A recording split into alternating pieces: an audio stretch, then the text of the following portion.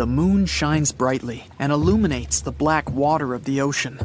Thick fog descends on it in ominous silence. Then, it's suddenly broken by the creaking of wooden boards, followed by a rippling of the waves. Through the fog, you see the outline of an old, large ship. Its hull is rusty, and a strange cold is coming from it. But the most unsettling thing is that there's no one on the deck. The ship sails without a crew. No, this isn't a mythical Flying Dutchman, but a very real ghost ship. September 2nd, 2019. The British Royal Navy's ice patrol ship, called the HMS Protector, sails through the calm waters of the Atlantic Ocean. The time is 11 p.m. Some of the ship's crew are on deck, while others are sleeping in their cabins. The captain steers the ship and looks straight at the horizon.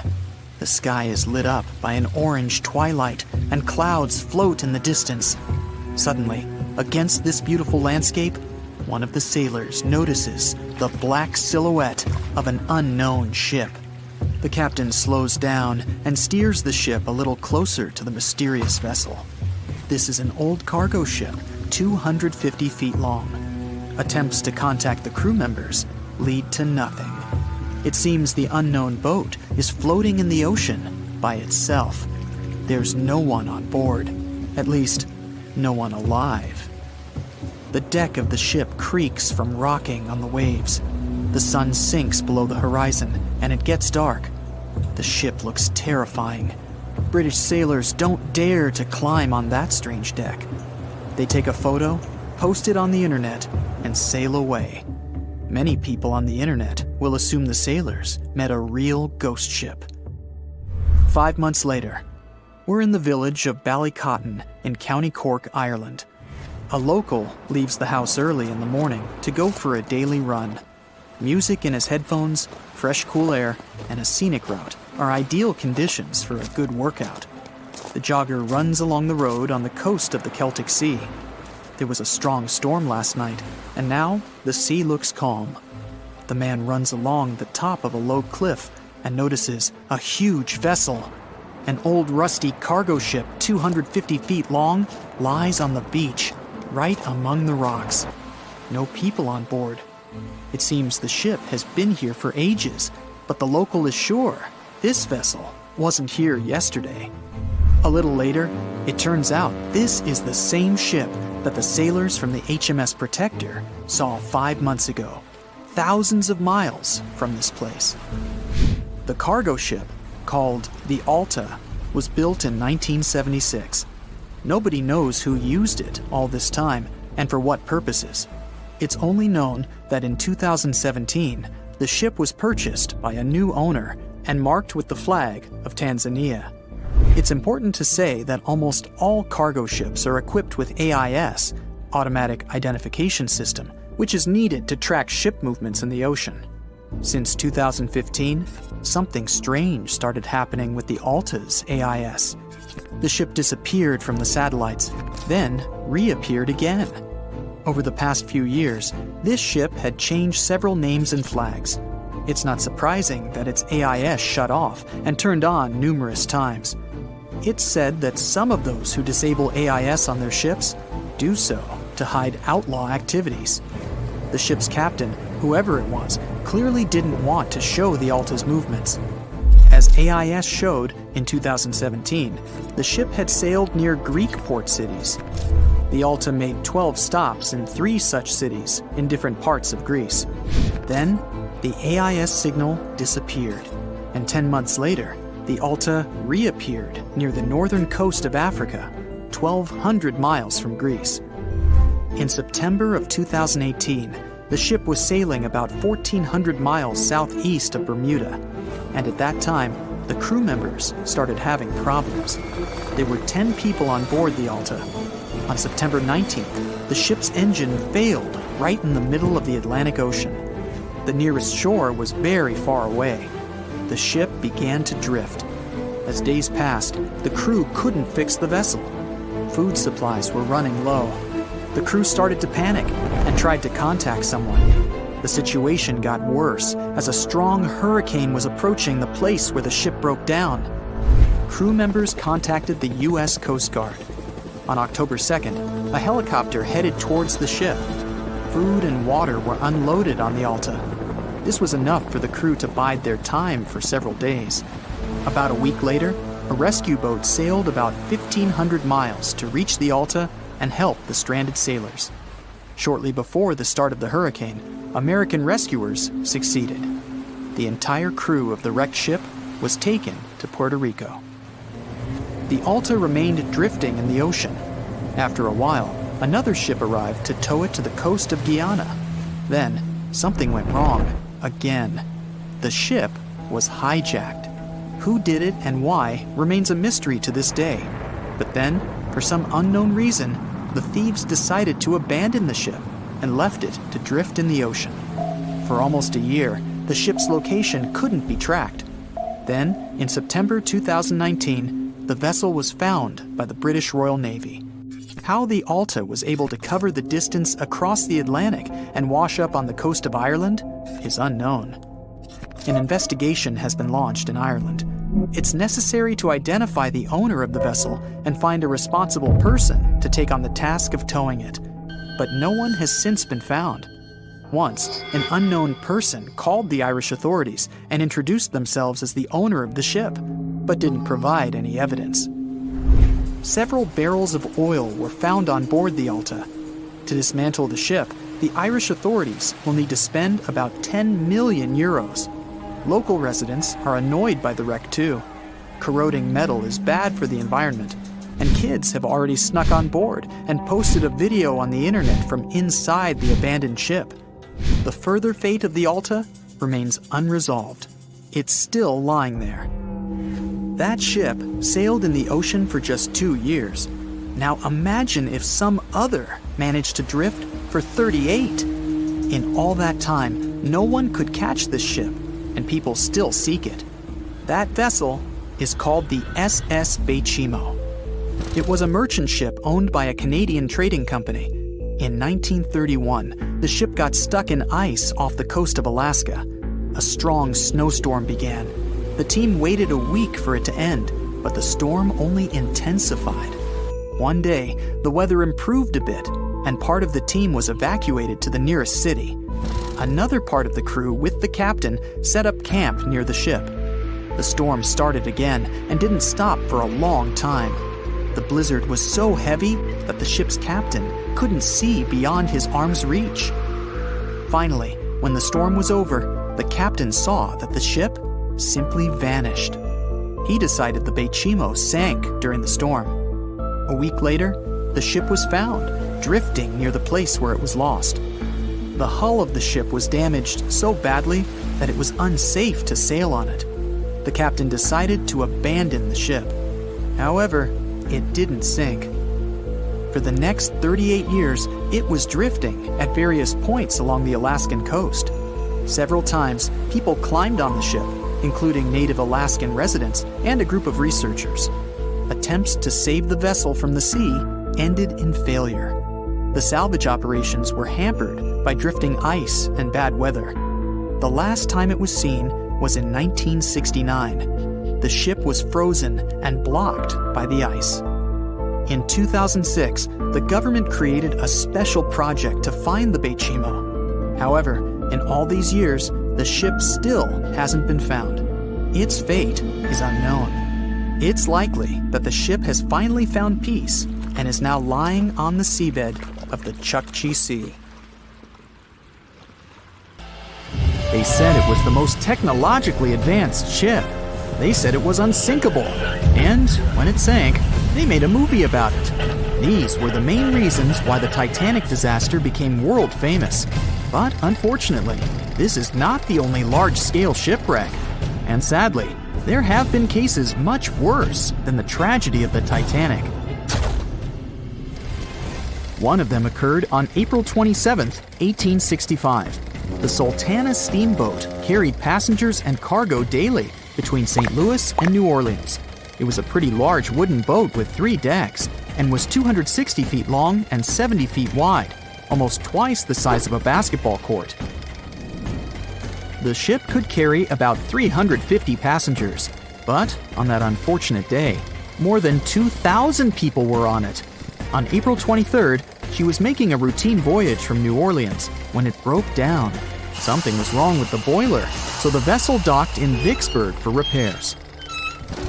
At the port, the ship's captain, James Cass Mason, found out about an excellent opportunity to earn a lot of money. All he needed to do was to transfer a large group of former prisoners to the north. The captain agreed to do it, but the problem was that the boiler required a lot of time to repair. Mason was afraid that his competitors would take the job, so he decided to sail despite the malfunction the ship had. He patched up the holes in the boiler instead of a big repair and invited all the ex-prisoners on board. So, there was a broken boiler, an excess number of passengers, a lack of lifeboats, and not the best river conditions. Also, the captain refused to send the ex-prisoners to the hold, so they were all with ordinary passengers. There were strong chances for a shipwreck, but the greedy desire to earn more money was stronger. The Sultana went on a voyage and sailed up the river for 2 days. At this time, one of the biggest Mississippi floods in history began. The river overflowed its shores because of the flood, with the water level rising several feet. All the trees on the shore disappeared, and only the tops were sticking out of the water. The ship sailed opposite this powerful current, making the boiler work too hard. On the evening of April 26th, the Sultana arrived in Memphis, Tennessee, and they loaded even more, 120 tons of sugar and 200 passengers. She got incredibly heavy. Around midnight, the ship continued its dangerous journey. The captain sailed to barges to load a shipment of coal. At 1 a.m., the vessel left the barge. At 2 a.m., the broken boiler, unable to withstand the load, suddenly exploded. The Sultana was just 7 miles north of Memphis. Few people survived that day. The problem was that passengers trying to escape from the fire jumped into a cold river with a strong current. The Sultana disaster is considered the most tragic shipwreck in the history of the United States. The exact number of those who didn't survive is still unknown. According to various sources, this number was from 961 to 1,800 people. Don't be surprised that almost no one knows this story. There were many more survivors in the Titanic tragedy, and everybody heard about it. But the Sultana sank during one high-profile event. 12 days before the shipwreck, the country lost Abraham Lincoln. People hadn't yet recovered from this news, so no one paid much attention to the tragedy of the Sultana. Many catastrophes happened quite recently by historical standards. One of them occurred in 2002. The Ferry Le Joola was a Senegalese vessel. The ferry sailed twice a week, mainly along the coast of Dakar, carrying passengers who traded mango and palm oil. It made daily voyages and never faced severe problems thanks to modern rescue equipment and good repair service. But one day, the ship's crew discovered a malfunction and sent the boat to port. For almost a year, Le Joola was in a non-working condition, awaiting repairs. But it didn't get high-quality service. After poor maintenance, the ferry set off on its last voyage. On September 26, 2002, Le Joola sailed between southern Senegal and Dakar, and at 11 p.m. headed toward Gambia, where a strong storm began. The wind raised high waves, but this wasn't critical for the large passenger ship unless the number of people on board didn't exceed the established norm. Le Joola was supposed to carry about 500 passengers, but had many more people that day. Too many passengers, poor repairs, and a strong storm caused severe problems for the ship. But the main factor in the shipwreck was that Le Joola was only built for sailing in coastal waters, but that day, it sailed far from the shore. Big waves started rocking the boat, and at some point, it just turned upside down. The ship's deck went underwater, and its lower part stuck above the surface like an iceberg. All the passengers sitting in cabins fell on the ceiling and lost their orientation in space. There were no holes or damage in the ship's hull, and water flooded the lower decks for a long time. The vessel stood in a twisted position for several hours. Then, the boat began to sink when the water seeped through the deck and hold. The ocean was warm, but no one came to save the passengers. People had to wait almost 4 days to be rescued. Unfortunately, only a few managed to survive. The Philippines is a very dangerous area for ships. This place consists of several thousand islands and a vast area with shallow water. Ships can run aground and damage the hull with reefs and pitfalls. On September 20th, 1987, one of the most terrible disasters in navigation history occurred there. A Philippine passenger ferry called Dona Paz left one of the islands and sailed toward Manila. The sun was shining, the ocean was calm, and the visibility was good. But for some reason, the crew members didn't notice how the tanker Vector was approaching them. The two ships collided at low speed. The collision wasn't strong, but the problem was that the Vector had tons of oil on board, and the Dona Paz crashed into the cargo hold where that oil was stored. So it spilled all over the ocean, and then a spark slipped through. Not only did the two ships catch fire, but also filled with water. Both ships sank in a matter of seconds. Only a few dozen people survived that disaster. On September 27, 1854, the passenger ship Arctic sailed from Liverpool to New York. The fog came rolling down, and visibility got really bad. Another boat appeared out of the thick white haze, the French steamer Vesta. The ships were close enough to each other that a collision was inevitable. The French vessel was smaller, so it seemed to the Arctic's captain that Vesta had received a lot of damage. And while he was staring at the other ship, his boat got quickly filled with water. The captain gave the order to sail to the shore as fast as possible, but the ship's engines stopped working because of the flood. Then the ship's crew started to lower lifeboats with women and kids. Still, when rescuers found lifeboats with people, it turned out that only 87 out of 400 people survived, 65 crew members and 22 passengers. Surprisingly, there were only grown men among them. The ship's captain survived by clinging to the wreckage. All newspapers wrote about this story as one of the most terrible and shameful tragedies in navigation history. The survivors were criticized because they didn't save women and kids, and the crew members were accused of violating the law, since the safety of passengers should be higher than the safety of sailors. But despite this, none of them were brought to responsibility. Unfortunately, shipwrecks still occur to this day, but fortunately, there are fewer of them than before, thanks to modern navigation systems and radar. But no technology can guarantee there won't be a super strong storm or any other emergency that no one can foresee. Thick fog is rising over the ocean as the sun is slowly sinking towards the horizon. It's hard to see further away than a few dozen feet, but that's enough to notice a hulking, skeletal shape in the distance. As your ship approaches the figure, your heart beats faster, and then you make out the details of another vessel, abandoned by the looks of it.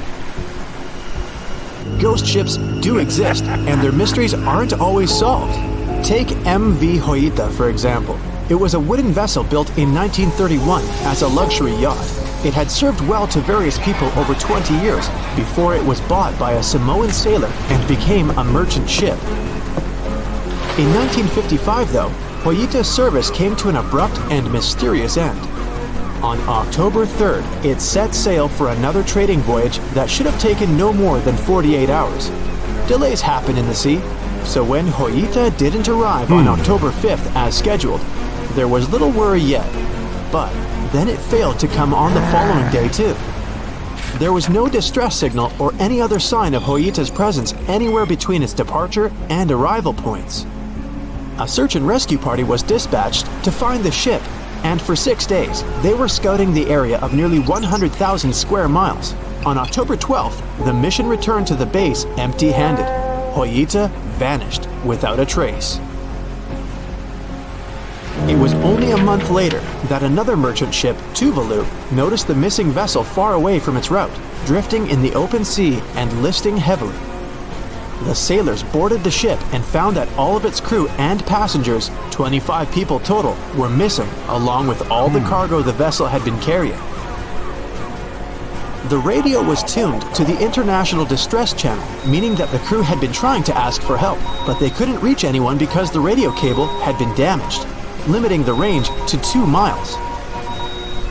The lifeboats were missing as well, indicating that people on board must have left the ship.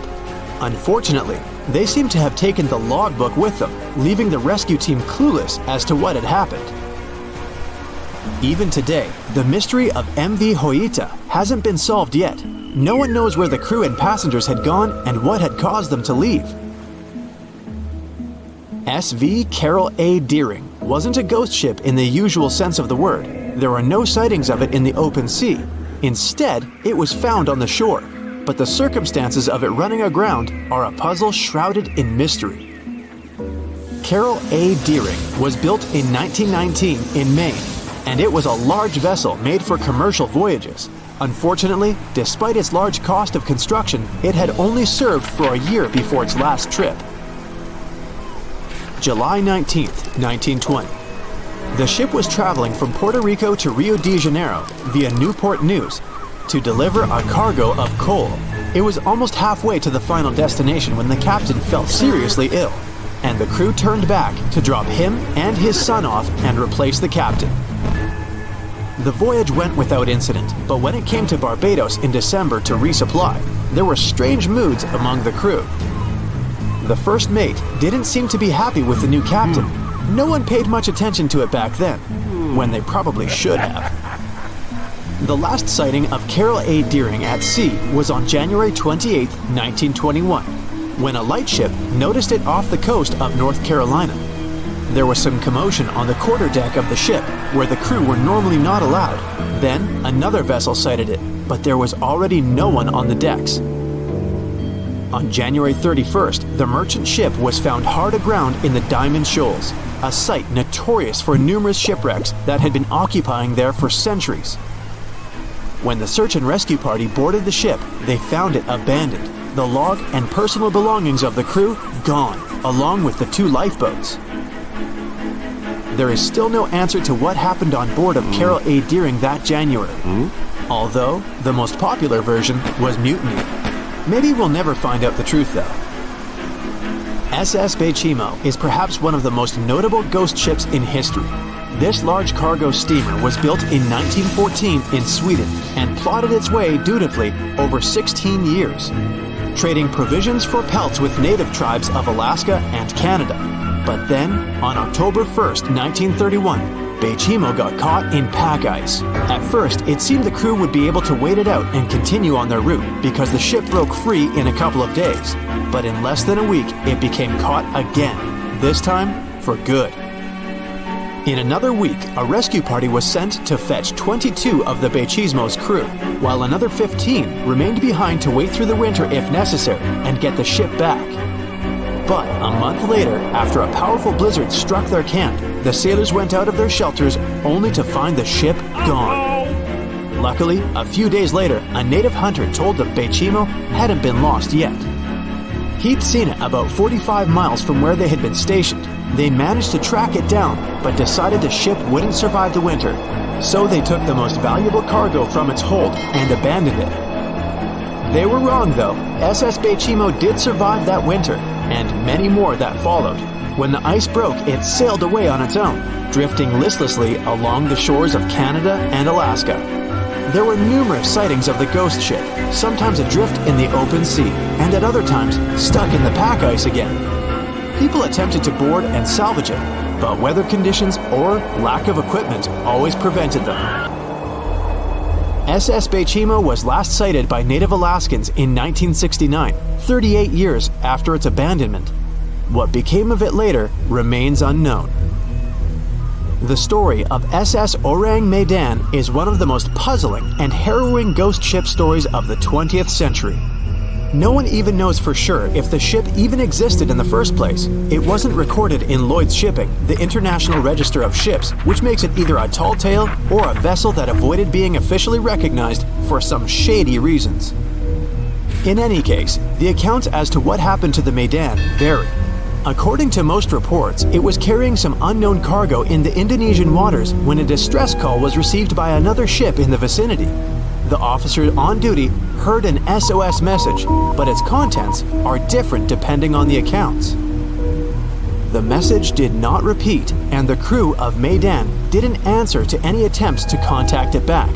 The ship that received the distress call hurried to the rescue, but they only reached the vessel the following day, when it was already drifting and slightly listing. When the rescuers boarded the ship, they found that none of the crew had survived. However, one lifeboat was missing, which implied that there was at least one crew member who managed to escape. What happened to the rest of the people on board remains a mystery to this day. Still, there are no hard facts about this story, so we might never find out whether SS Ourang Medan was actually a ship and not a thing of fiction. SV Zebrina was a 3-mast sailing barge built in 1873 for river trade ships in South America. She served for well over 4 decades, proving to be a sturdy and reliable ship. It was later transferred to Europe, where it continued serving its purpose well. But then, in October 1917, Zebrina set sail on a regular voyage only to be found ashore several days later. Mysteriously, although the ship was perfectly intact, the entire crew of 5 and the captain were gone. There is no direct evidence or hard facts as to what really happened that day. The most convincing theory is that the crew were washed away from the deck because of an underwater explosion. And then the ship sailed ahead without them. But the truth, as always, remains unknown. The voyage started just like any other. The cargo ship SS Cotopaxi is making another journey to Havana, Cuba, to deliver coal. It's November 29, 1925. For Captain Meyer and his crew, leaving Charleston Port, South Carolina, it will be the last trip the ship ever makes. Its route ran through the Bermuda Triangle. 2 days into the trip, the Cotopaxi sent out a distress signal. It had got caught up in a strong tropical storm and turned over on its side. The wind was very strong and there was powerful lightning as well. Rain gradually filled the ship's hold. Then there was a bright white flash, and the ship disappeared without a trace. Later, its wreckage was found in the Gobi Desert, which is in a completely different part of the world. All 32 crew members, including the captain, were missing. Of course, the part about the Gobi Desert is fictional. For one of his movies, Steven Spielberg came up with the idea that the ship was moved there by aliens. Still, in real life, the ship was never found, and its crew really did disappear. It was officially declared missing a month afterward, and nobody could find the wreck. It seems like a classic case of mysterious things going on in the Bermuda Triangle. But most mysteries are solved sooner or later. In 2020, the Cotopaxi was found. A man named Michael Barnett had moved to Florida to study shipwrecks off the coast. One wreck in particular really caught his attention. It was much larger than the others, and the locals called it the Bear Wreck. It was about 40 miles from St. Augustine in northern Florida, but no one had ever managed to identify the rusty hull. So Michael started to do some detective work. He measured the size of the shipwreck and started working through all the information he could find. He researched hundreds of old newspapers, leafed through insurance records, and looked at artifacts found on the wreck. After hundreds of hours of hard work, Michael was sure it was the Cotopaxi. But a few years before, there had been a rumor that the same ship had been found off the coast of Cuba. The Coast Guard found the wreck of a cargo ship about the same size that looked a lot like the one lost in 1925. Michael was sure they were wrong, so he teamed up with some science journalists and kept investigating. Soon they discovered something that seemed to confirm Michael's belief. Divers found brass valves with the letters SV on them in the wreckage of the ship. Michael suggested these initials referred to Scott Valve Manufacturing Company. The headquarters of this company was in Michigan, not far from where the Cotopaxi had been built. The company had probably supplied parts for the Cotopaxi. So the puzzle seemed to be solved. The bear wreck was really the missing cargo ship. But Michael still needed to work out why the ship had sunk.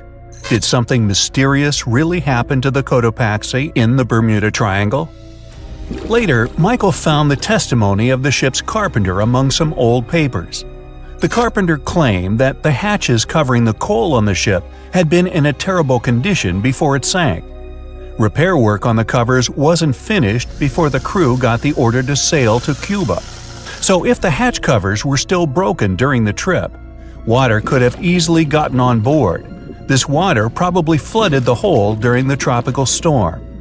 This was the real reason why the Cotopaxi went down. There was really nothing mysterious about it. It was just a mistake made by ordinary people. But this is just one example out of dozens or even hundreds where ships and planes have gone missing in the Bermuda Triangle. We still can't explain some of these incidents. It seems like there really is something weird going on there. One of these strange events happened in 1948. A passenger jet was headed for Miami from San Juan, Puerto Rico. It disappeared in the same area as the Cotopaxi. The 32 people on board vanished without a trace.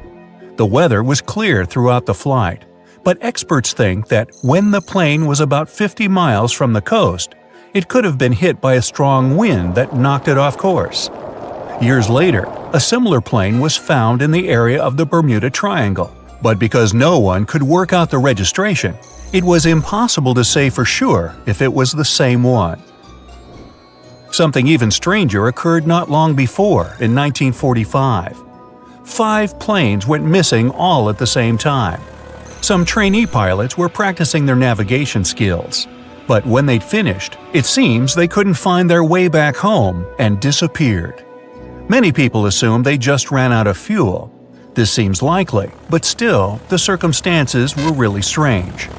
The trainees were being supervised by an experienced pilot who had 2,500 hours of flight time. He would never have let a group of newbie pilots get that far away from their base. Even now, people still debate what could have happened. Some insist the pilots ran into something supernatural out there in the Bermuda Triangle. But who knows? And here's another freaky thing that happened there which no expert has been able to explain. Time travel. In 1970, Bruce Gernon was flying a plane from Andros Island to the Florida coast. When he was at 11,500 feet, a giant cloud appeared in front of him. It kept getting bigger and bigger, and he had no choice but to fly through it. As soon as he did, the plane was surrounded by darkness. It was as if the day had turned to night in a split second. Suddenly, Bruce began to see white flashes of light around him. They were so bright that they lit up the entire sky. But they weren't lightning bolts, although he couldn't really explain what they were. The plane continued through the strange cloud for almost a half an hour. Bruce noticed that the cloud changed shape during this time. The space around the plane turned into a tunnel. Then the tunnel started narrowing. Bruce became really tense as he tried to cope with the plane's controls. All his instruments and navigation equipment were going crazy, and the electronics stopped working. Then, a white light appeared at the end of the tunnel. Just like in the movies, the plane escaped the closing cloud tunnel at the very last second. Everything was fine, but now Bruce found himself in some white fog. He had no idea where he was. Then he managed to contact ground control. He was shocked when he learned that his plane was already in the airspace above Miami. It seemed that something impossible had happened. Bruce was meant to cover a distance of about 250 miles during the flight. This usually took 1.5 hours, but he had managed it in just 47 minutes, almost 2 times faster than normal. When Bruce landed, he went to check the amount of fuel left in the tank. It turned out he'd used up a lot less than the normal amount of fuel as well. Could there be a logical explanation for the time-traveling plane? Well, records show that a large number of sunspots were detected on the surface of the sun that day, and there was a strong solar wind. This could easily have made the electronics and devices on the plane go crazy. But what about the mysterious cloud? The Florida coast is a place where 2 large air currents meet. One has a high pressure and the other is a low pressure one. This causes a lot of storm clouds in the area. But people still debate how Bruce was able to cover the distance so quickly. Some people say that some kind of mysterious dark energy was involved. Others say it was a gravitational anomaly that curves space and time. Others think that Bruce is just a fraud. We still don't know the truth. So, is there really something supernatural about the Bermuda Triangle? Or is it all just coincidences and made-up stories? The truth is that no more planes and ships disappear in the Bermuda Triangle than anywhere else in the world. Can we estimate how many ships and airplanes were lost in the Bermuda Triangle? Have their disappearances resulted from human error or weather phenomena? Let's try to find out. We have a curious story of the SS Cotopaxi. This ship vanished in 1925, traveling from Charleston, South Carolina to Havana, Cuba. It never reached its destination. Years later, in the 1980s, a wreck was found 40 miles off St. Augustine, Florida. Since specialists could not precisely determine what and where it came from, they nicknamed it Bear Wreck. It took many additional years of work, done mainly by marine biologists, to identify that this ship was indeed the missing SS Cotopaxi. This was confirmed in January 2020. How did the ship just reappear? And how did it get there, since this mysterious shipwreck isn't even in the Bermuda Triangle? Now, let's see who came up with this term, Bermuda Triangle. Can you actually pinpoint the triangle on a map? No, it's not an officially recognized location either. The Bermuda Triangle does not appear on any world map. Nobody has agreed on its exact boundaries. There are only assumptions with approximations of the entire area, ranging between 500,000 and 1.5 million square miles. By all approximations, the region has a vaguely triangular shape. In 1964, an American author named Vincent Hayes Gaddis first came up with the idea when writing an article for Argosy magazine. He used the Bermuda Triangle to describe a triangular region that has destroyed hundreds of ships and planes without a trace. It is pretty hard to get the number of lost ships and planes because some ships and aircraft have gone missing without leaving a trace. Their wreckage in the region has not been recovered, but the recorded stories should help us. Legends about the Bermuda Triangle date back to the 15th century, like that of the Italian explorer Christopher Columbus. When sailing through the Atlantic waters, he passed by this location in the late 1400s. In what we now know as the Bermuda Triangle, he saw a huge flame that seemed to just crash into the ocean. Later, he saw an unusual light flashing in the distance at the exact location. Like many other sailors since then, his compass had severe malfunctions. Flight 19, a Navy plane on a routine schedule back in 1945, also started the Bermuda Triangle legend. It was commanded by Lieutenant Charles Taylor, and it's recorded that he just got lost in the triangle for no reason. Since pilots had no GPS back then, they had to trust their compasses and keep track of how long they'd been flying in a specific direction and their speed. Shortly after completing the task, both of the compasses on board stopped working correctly. Records found after the plane's disappearance also indicate that Taylor didn't have a watch on that particular day. The initial report stated that pilot error was to blame for this unfortunate event. However, because people weren't satisfied with this outcome, it was changed to causes or reasons unknown after several reviews. One surviving pilot named Bruce Guerin suggested he went through an electronic fog while passing above the triangle, making him travel through time. In 1970, when this incident happened, he was flying his aircraft when it was surrounded by two huge clouds that formed a whirlpool and spiraled. Like many others before him, he noticed that his navigation devices were malfunctioning. When he eventually made it out of those clouds, he discovered that his flight had only taken 35 minutes. It should have taken 75 in total. Since he had no other reasonable explanation for what he went through, he believed he must have been pushed forward in time. It's not only strange-looking clouds that have been seen above the Bermuda Triangle. In 2014, a pilot recalled almost colliding with a flying object that he could not identify whatsoever. Some of these strange encounters were even caught on tape. It's the case of an early 2015 flight whose passengers noticed a curious object just floating over the ocean. The pilots have yet to figure out what they actually saw back there. Okay, not all of the possible explanations have been this unusual. Oceanographers, for example, have also tried to explain why ships disappear around here. So they recently came back to one of their old theories: rogue waves. These are immense walls of water that just pop up suddenly. If multiple such waves rise simultaneously, they overlap like a wave sandwich. If one single wave can reach over 30 feet tall and happen simultaneously, it can create a rogue wave that can surpass 100 feet high. These types of waves can quickly overtake even the biggest of ships. Meteorologists came up with their own explanation too: hexagonal clouds. These unusual types of clouds can generate winds of up to 170 miles per hour, and they're pretty significant too, some reaching 20 to 55 miles across. As such, waves inside these wind giants can go as high as 45 feet. The Earth's own magnetic force might also have something to do with it.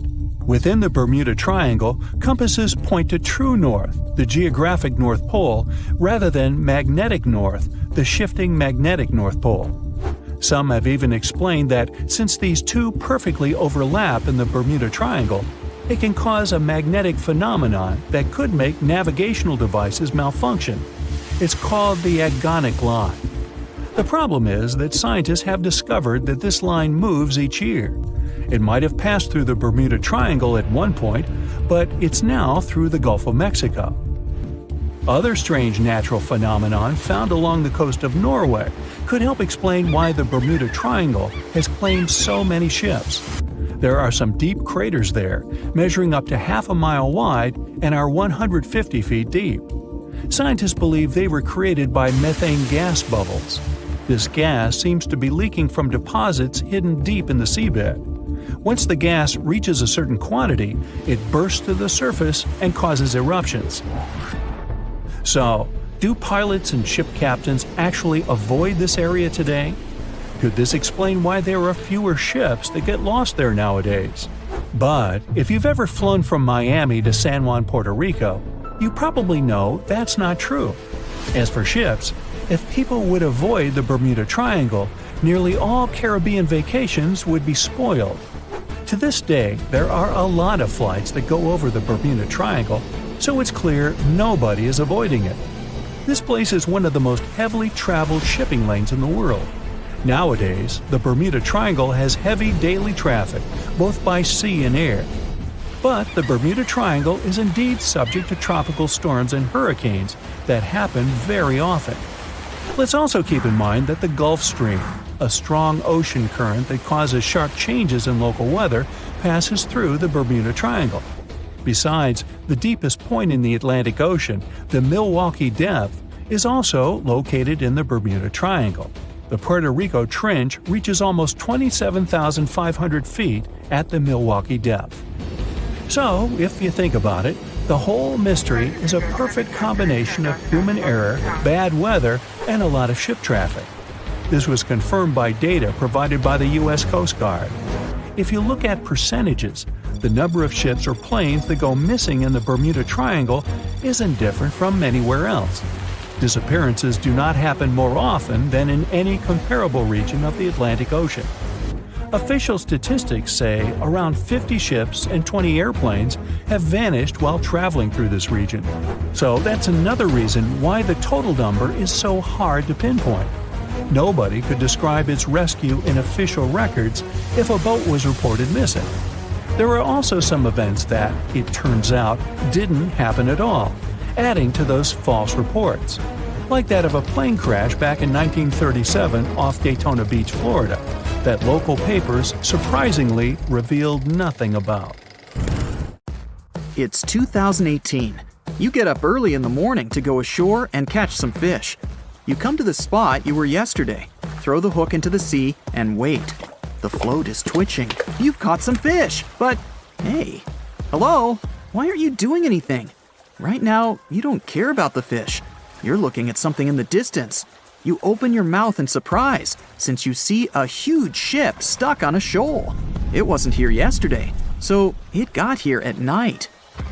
Okay, it'll probably sail away sooner or later.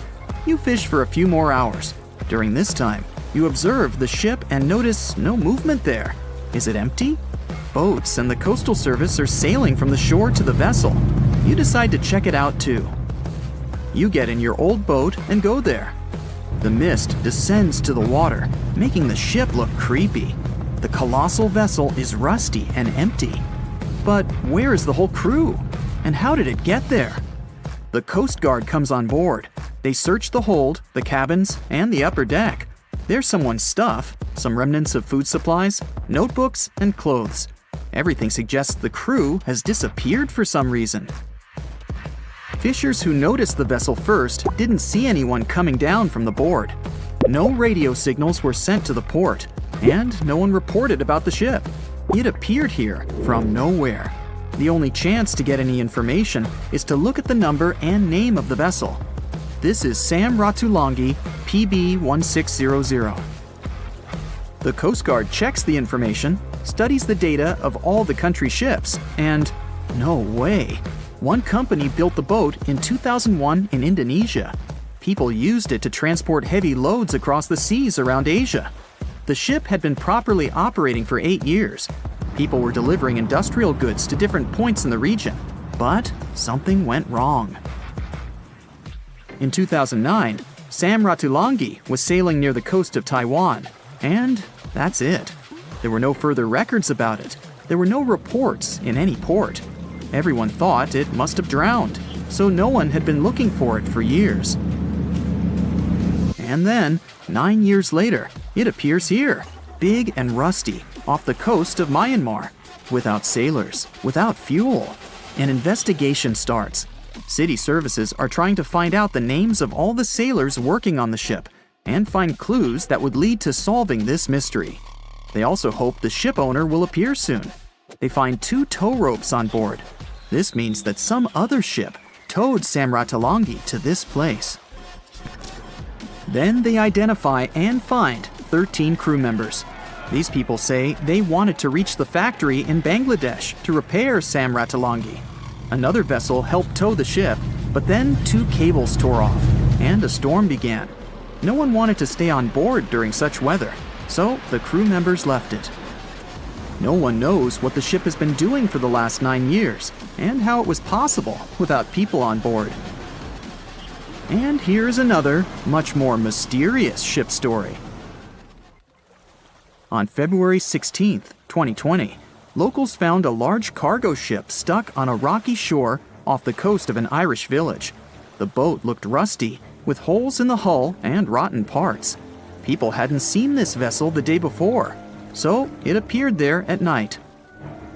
The last time people saw the Alta cargo ship was a few months earlier, thousands of miles off the coast of Ireland.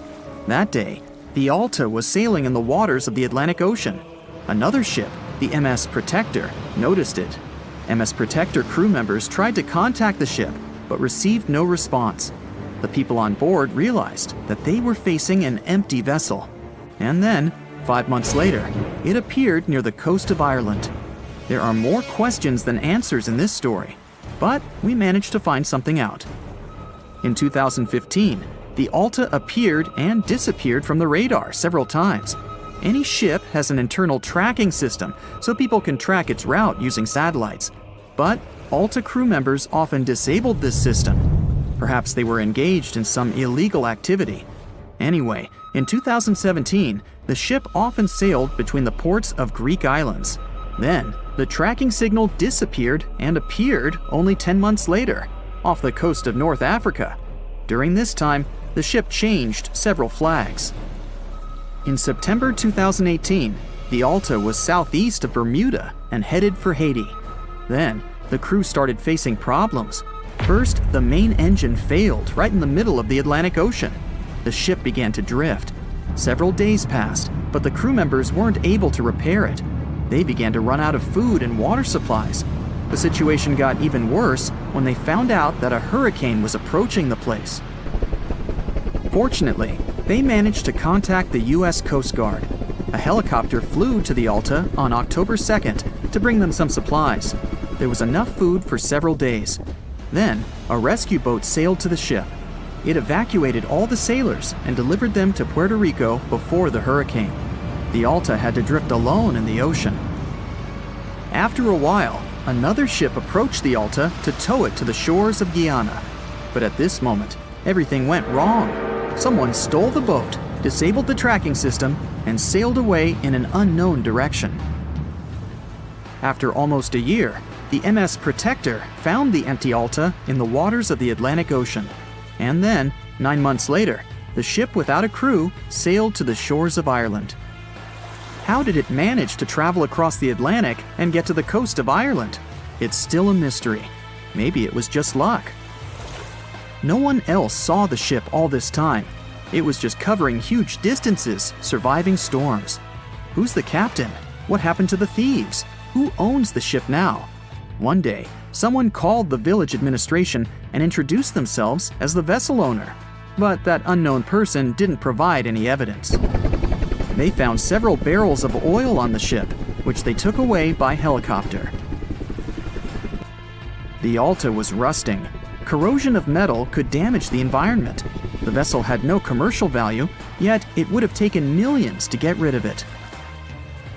There were 3 options for what to do: leave the ship where it was, tow it into the sea and let it sink, or disassemble it for scrap. But nature had its own plans. Storms and strong waves split the hull into 2 parts. The Alta was drifting without a crew in the waters of the Atlantic Ocean for about 2 years. But this is nothing compared to a ship that was traveling for 38 years. The record belongs to the SS Baychimo. It was a merchant vessel owned by some trading company. In 1931, the ship found itself on the ice off the coast of Alaska. Its movement slowed down. A thick layer of ice blocked the ship, and a strong storm only made the situation worse. The blizzard was so intense that the crew members couldn't see anything but a white veil in front of their eyes. Sailing any further was impossible. The team had to wait for the storm to end. They waited for a day, 2, 3 days. A week had passed, but the snowstorm was only getting stronger. Then, one day, it grew weaker. The crew members split into 2 teams. The first team went to the nearest city. The second group, along with the captain, stayed on board. They set up camp next to the ship and waited for the blizzard, which had started again, to end. There was 0 visibility. And finally, one day, the storm was over. Great! And now, wait a minute. But where is the ship? The SS Baychimo just disappeared during the blizzard. The captain was sure that the ship had sunk, so he left along with the crew. Then, a week later, they saw the vessel drifting near the area where they had lost it. The hull was damaged so severely that it was unsafe to sail on it. Repairing the ship would be pointless and expensive, so the captain decided to abandon it.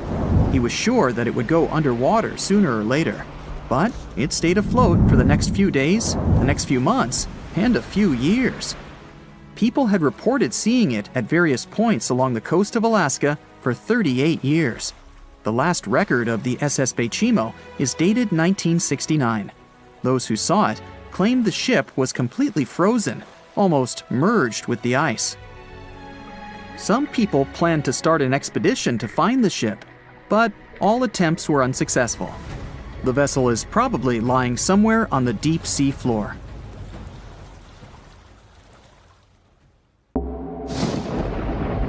There's a ship drifting somewhere in the ocean without a crew.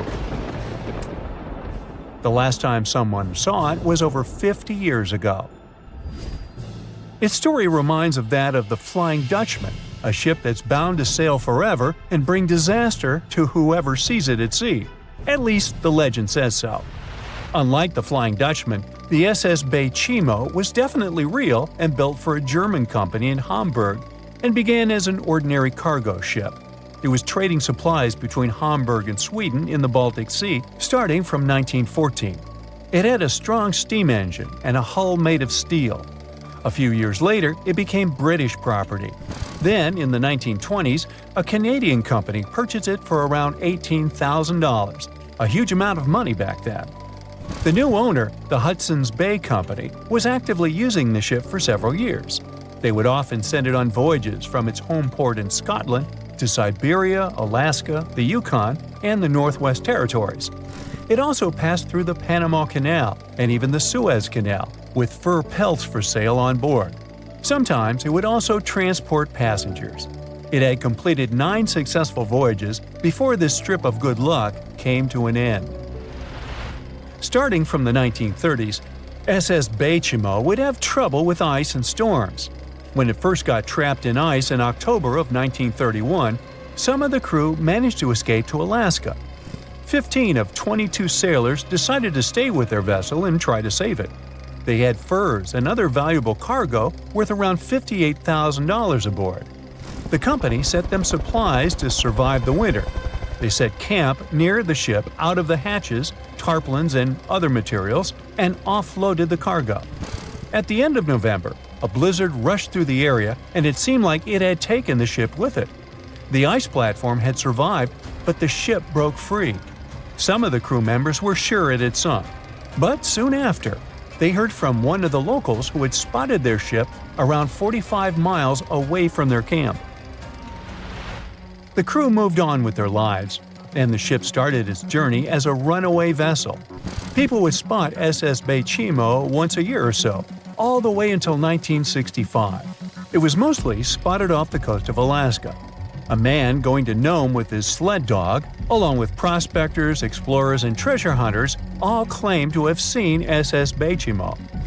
Someone tried to board it and take it to port, but ended up stranded on it for days because of horrible weather. Others got luckier and managed to take a whaleboat, some furniture, and other valuables from the vessel. Those who got close to the ship saw that it was damaged and missing the propeller. Still, it stayed afloat without a crew for at least 38 years and became the longest sailing ghost ship in history. In 2006, the Alaskan authorities started a project to solve the mystery of this ghost ship of the Arctic and finally find SS Baychimo, either still above or below the water. So far, the project has not been a success. SS Baychimo remains one of the estimated 4,000 ships that have disappeared off Alaskan shores. If the legend of the 17th century isn't lying, this ghost ship could be sailing somewhere along the Flying Dutchman. It belonged to the Dutch East India Company. Its captain managed to do the impossible for that time and sailed from Holland to Indonesia in only 3 months. They said he was flying over the sea, and some evil tongues explained that he had made a deal with evil forces to achieve that. Once the ship was sailing back home, its captain and crew disappeared without a trace. There are many versions of what happened to it. One of the first ones said it had tried to enter port at the Cape of Good Hope, got in a terrible storm, and sank as there was no captain to save it. Another legend says the captain had refused to obey the skies to let the ship sink during the storm. A scary life form then struck the boat and the crew, and it was condemned to forever wander without rest. Many sailors claim to have spotted the wandering Dutchman.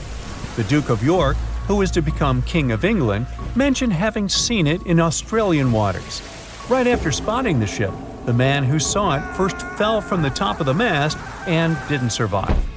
There were more encounters with this legendary ship up to the middle of the 20th century.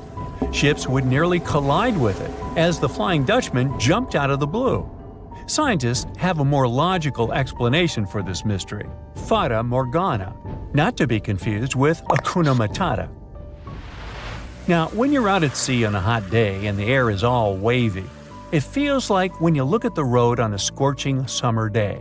That's because of something called atmospheric refraction. When light passes through different layers of air with different temperatures and densities, it bends and twists. Sometimes, under certain conditions, this bending of light can create really bizarre optical illusions over the ocean, like sightings of the Flying Dutchman. The Fata Morgana phenomenon can make distant objects appear distorted, stretched, or even lifted above the horizon. So you can see a ship far away, but because of the way the light is bending, it will look like it's floating above the water or even disappearing and reappearing. A Fata Morgana is most commonly seen in polar regions, especially over large sheets of ice that have a uniform low temperature. But you can see it anywhere, even in deserts and over lakes on hot days. The first stories about ghost ships go all the way back to ancient Greek and Roman mythology. One of the most famous ghost ships in history is the Mary Celeste. This brigantine was traveling from New York City to Genoa and was fully stocked with provisions, but missing a crew when it was discovered in the Atlantic Ocean in 1872. The crew's personal belongings were also there, completely undisturbed. The final entry in their log was made 10 days earlier. We still don't know what happened to its crew, and the ship has inspired many spooky stories and legends. The Lady Lovibond was another legendary schooner that is believed to have been wrecked off the coast of Kent in the middle of the 18th century. The story tells that the ship's captain, Simon Reed, had just got married and took his bride on board for a celebratory cruise, despite the superstition that it could bring bad luck. They were on their way to Portugal when the first mate, who is also in love with the captain's new wife, went mad because of jealousy, attacked another crew member, and then took over the wheel and steered the ship straight into the dreaded Goodwin Sands. No one aboard survived, and the schooner is said to reappear as a ghost vessel every 50 years. In present times, many vessels become abandoned and turned into ghost ships intentionally. There are thousands of them floating in U.S. rivers, lakes, channels, and coastal waters. Some people lose their boats in storms and other extreme weather. Others have to abandon their boats because maintaining them can cost 10% of the boat's price. Plus, docking a vessel can add up to several $1,000s every year. Most boats have been made of fiberglass, so an owner can't just recycle them as scrap metal.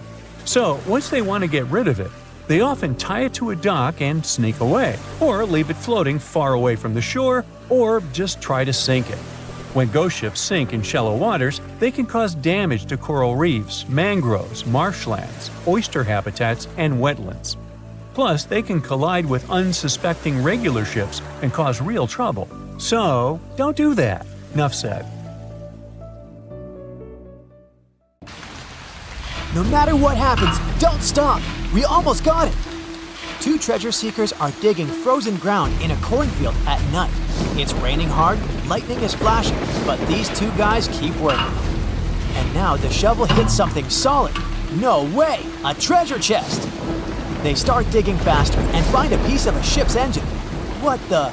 Far from the seas and lakes, somewhere under the fields of Kansas City, they found a giant sunken ship. How is this possible? Now you'll see. Some people spend their lives searching for shipwrecks with treasures underground. One of them is explorer David Hawley. He's been looking for such ships far from the seas, rivers, and oceans for many years.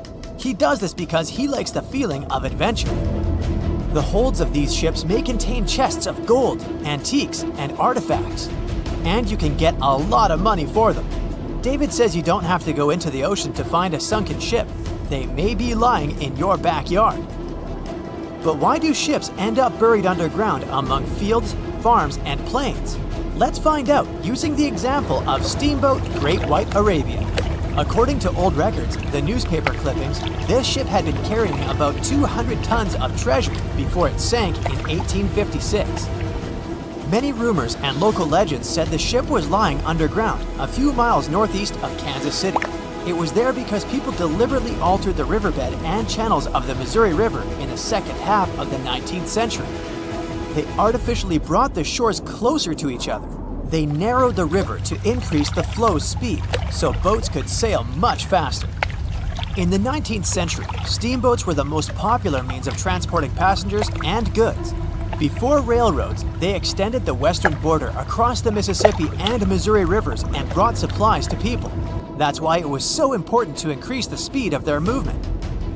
So, on September 5, 1856, Arabia was sailing along such an estuary. It came across a snag sticking out of the water. A piece of log quickly flooded the ship. Fortunately, all passengers were evacuated. But the steamer and its precious cargo reached the silt bottom of the Missouri River in a few minutes. Several years had passed. Everyone forgot about the vessel. During this time, the course of the Missouri River had changed. But Arabia remained under the wet, muddy bottom. The soil level above it was getting higher, and the ground was losing moisture. Eventually, many decades later, a cornfield formed above the sunken ship. In the 1980s, one farmer owned this area, and he had no idea what was hidden in his territory. David Hawley carefully studied the history of the sunken ships of the USA. He knew that hundreds of steamers had gone underwater all over Missouri, but most of all, he was interested in Arabia, as there were rumors that it was filled with gold and other valuable things. The territory of cornfields in Kansas was vast, but David Hawley knew how to search properly. In 1987, he started working. First, together with his brother and father, they collected all the clippings from old newspapers they could find. They were looking not only for information about the steamer, but also for maps of the Missouri River. They tracked its historical changes, checked the dates, and identified a large area where the steamer sank. Next, they used electromagnetic testing and other geological stuff to study the soil and find the right place. They searched for differences in ground moisture and density. Then, they went through the territory with powerful metal detectors. And so, by the fall of 1988, they had determined the location of the steamer. Arabia was the size of a football field. This gigantic vessel lay 45 feet underground, 4 stories down. But before they started excavating, they had to ask the owner of the cornfield for permission. For the farmer, this news was a big surprise. He agreed, on the condition that the excavations would be completed by spring so that he could sow a new crop. Digging a giant ship in winter is much more difficult and expensive than at other times. It includes additional equipment, electricity, and heating costs. The team worked day and night. They financed the excavations out of their own pocket. Each invested more than $10,000 and took out a bank loan. Finally, they noticed the first details of the ship. The shovels hit the huge engine boilers and the deck. The goal had been achieved. Most of the cargo lying inside the sunken ships is covered with rust, shells, mud, and is badly damaged. The contents of Arabia were in excellent condition, considering that the ship had sunk 130 years prior. Unfortunately, they didn't find the chests of gold. Still, they got several tons of other valuable cargo, household items of people who lived in the middle of the 19th century. It was a time capsule. The ship was carrying supplies for hundreds and thousands of people, and all these things were perfectly preserved. For example, they could clearly see the brand stamp Goodyear Rubber Company on one rubber shoe. The longer the excavations continued, the more things David and his team found. In the barrels, they found plates from the 19th century. They were intact and usable.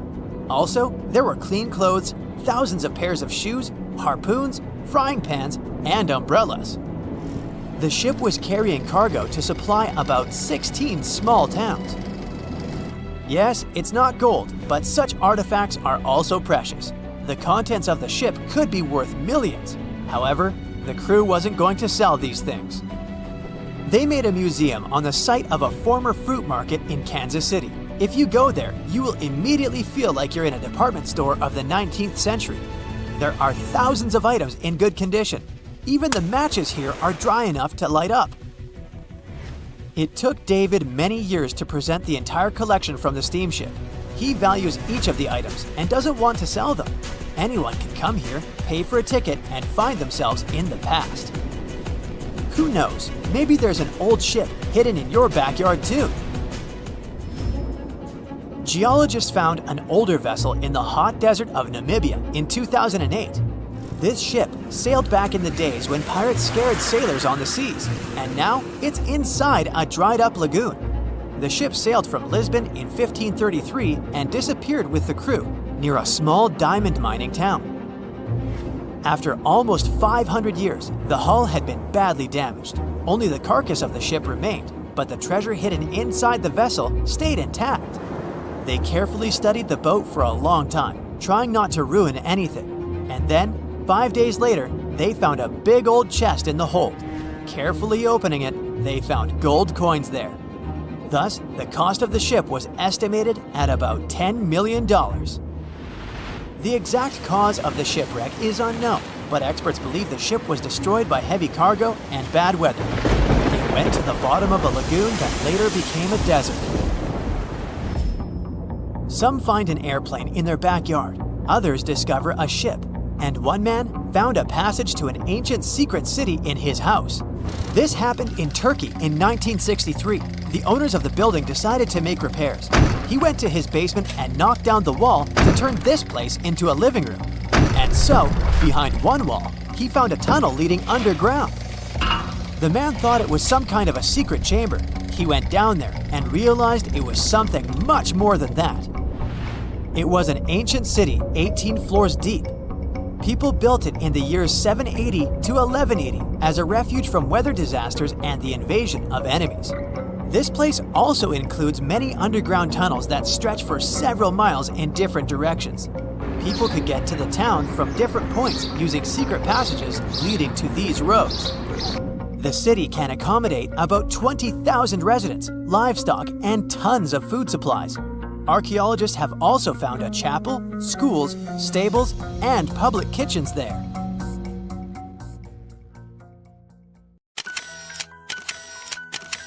At the beginning of the 20th century, somewhere off the coast of West Africa, a German steamship was leaving the port. Suddenly, the weather got worse, and the vessel entered a thick fog. The sailors ran aground on a sandbank close to the shore. Luckily, no one was hurt, and they were even able to save their precious cargo. But the ship was stuck in the sand for good. And it was not alone there. Nearly the entire length of the western coast of Namibia is called Skeleton Coast. If the name sounds scary, that's because it is. This 976-mile-long beach line is among the most dangerous places on Earth. The local Bushman tribes believe that their supreme deity made this land when it was angry. The Portuguese were the first Europeans to set foot in Namibia in the 15th century. And yep, they didn't like Skeleton Coast either. Portuguese explorers thought this land presented the gates to the underworld. This is the place where the Namib Desert meets the Atlantic Ocean. It might be dangerous, but it's actually beautiful.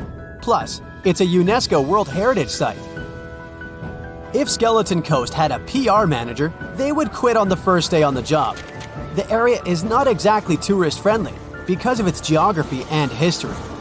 Beneath the sand and the waves, there is a secret ocean currently lurking for unsuspecting sailors. It's called Benguela Current. It flows towards the north along the coast of southern Africa. This part of the Atlantic is rich in marine life, but the current's land neighbor isn't that happy with the deal. This arid climate created the Namib Desert, one of the driest regions on Earth. And that marine life I just mentioned? It's sharks. 11 species of them to be exact. And yes, the great white decides to pop by once in a while. So far, we've got a desert landscape, strong currents, and sharks. Not a place for a beachside resort, definitely. But if someone ends up on Skeleton Coast, will they know they're in danger? Don't worry, they will. The beach is littered with wrecks of all sizes and shapes. If you remember that German ship I mentioned in the very beginning, its massive and rusted stern is now sticking out from the desert sand. There are some 500 wrecks in total scattered along the coast, and it's a mixed crowd, from Portuguese galleons centuries old to ships that ran ashore here in the 21st century. A modern fishing ship called Zela India managed to slip from its tow rope in 2008 and ended up on Skeleton Coast. Okay, it didn't escape on its own, it had some help from the elements. But it's better to be a tourist attraction on a beach than to be broken up for scrap. That's where the trawler was originally going, poor thing.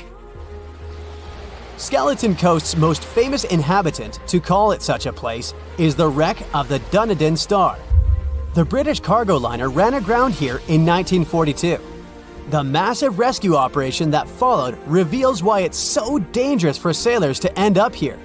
The rescuers managed to save all of the crew and passengers, but at a heavy price. An aircraft and a tugboat were lost in the process.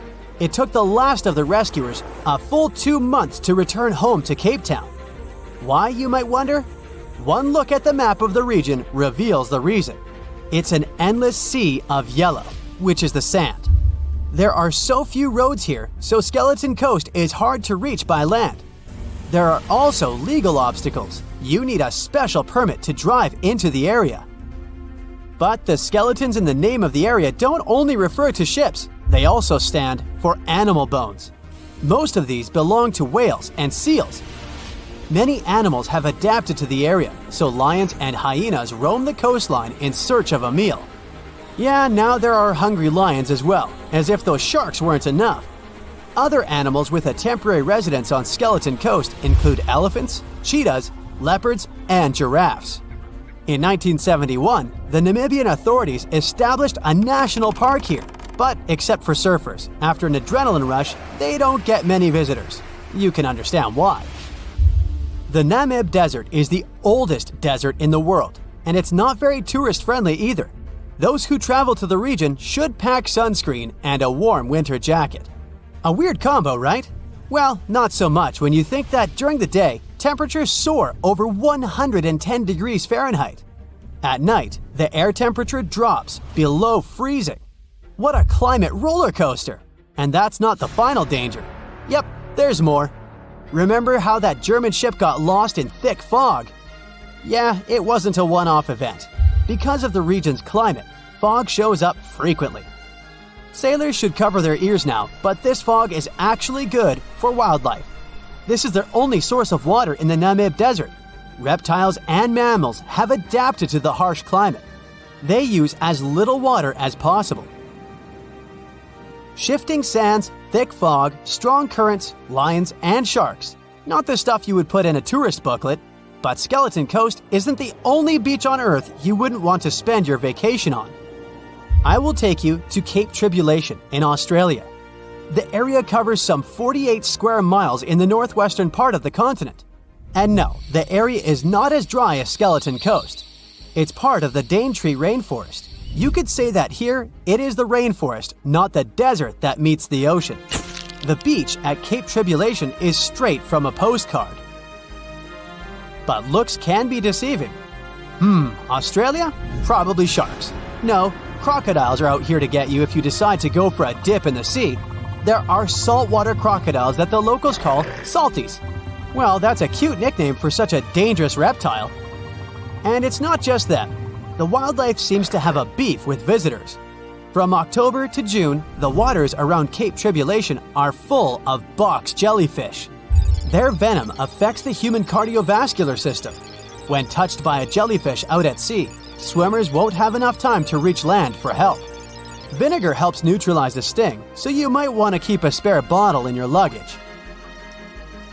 Crocodiles and jellyfish sound dangerous, but there's one more animal you should look after. It's the wild boar. It might sound funny, but you won't laugh when you're being chased by one of these across the beach. 21 million wild boars live in Australia. They're mostly active at night, making it even more dangerous if they charge at you. The best defense is running in circles. Wild boars can't cut corners well. That's probably why we don't see many of them taking up careers as race drivers. Cape Tribulation has one last danger installed for you, and it's not an animal. Out here, even the trees are plotting against visitors. The stinging tree got its name for a reason. If you try to pick one of its beautiful red berries, it'll fight back. Its prickles are like tiny glass shards. The less than pleasant effect on your skin will last for a month. Then there is this wait a while bush. Who keeps naming them like this? This long vine has spikes that grab hold and just don't let go. They are so strong, they can pull a human off a horse. You'll have to wait for someone to come by and save you from this thorny grabber. If you are about to cross this Australian beach from the vacation list, hold on for a second. Tourism is booming here. The local authorities have restricted access to all of the danger zones. Visitors go swimming in dreamy water holes that are surrounded by lush vegetation. There are even ropes to swing from. Now, that's a beach you can finally relax on. As an experienced sailor and the first man to ever sail non-stop on his own around North and South America, Matt Rutherford has seen a lot during his voyages. But what he saw in 2013 while sailing through the waters of the Atlantic with his colleague surely stands out. Some 800 miles off the coast of Bermuda, not far away from the famous Bermuda Triangle, they noticed a boat that seemed to be moving by itself. The sails weren't up and the motor wasn't running.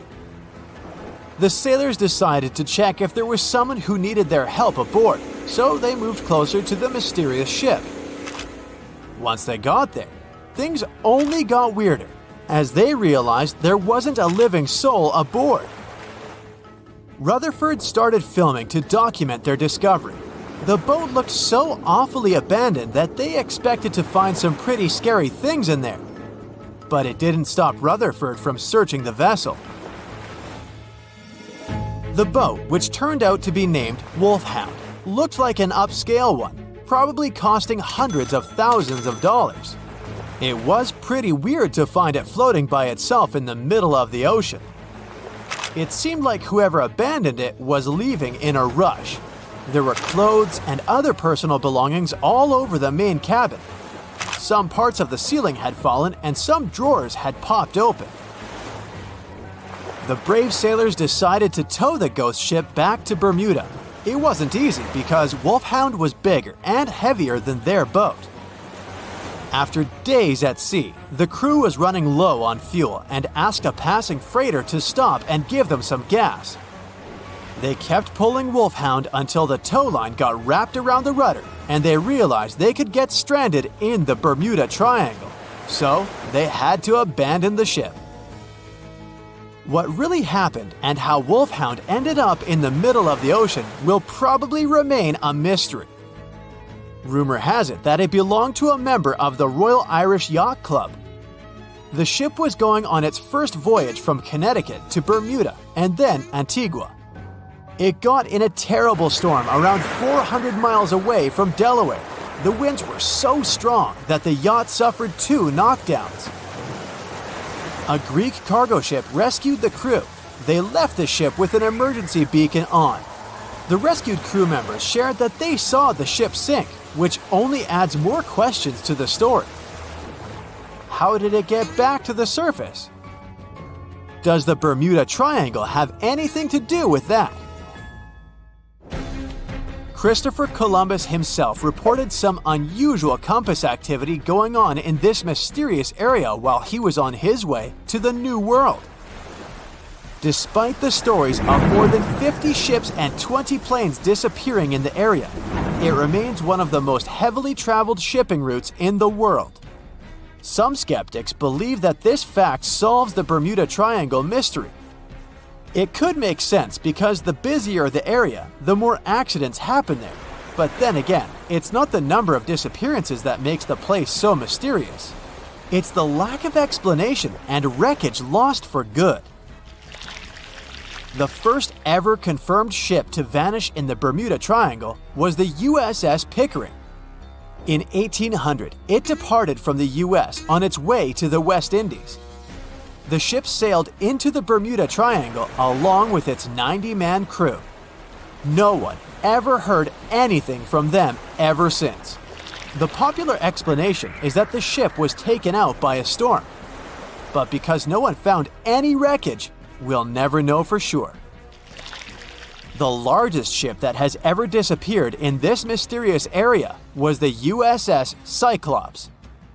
In March 1918, carrying a crew of 306 people, the USS Cyclops left Barbados and headed home to Baltimore.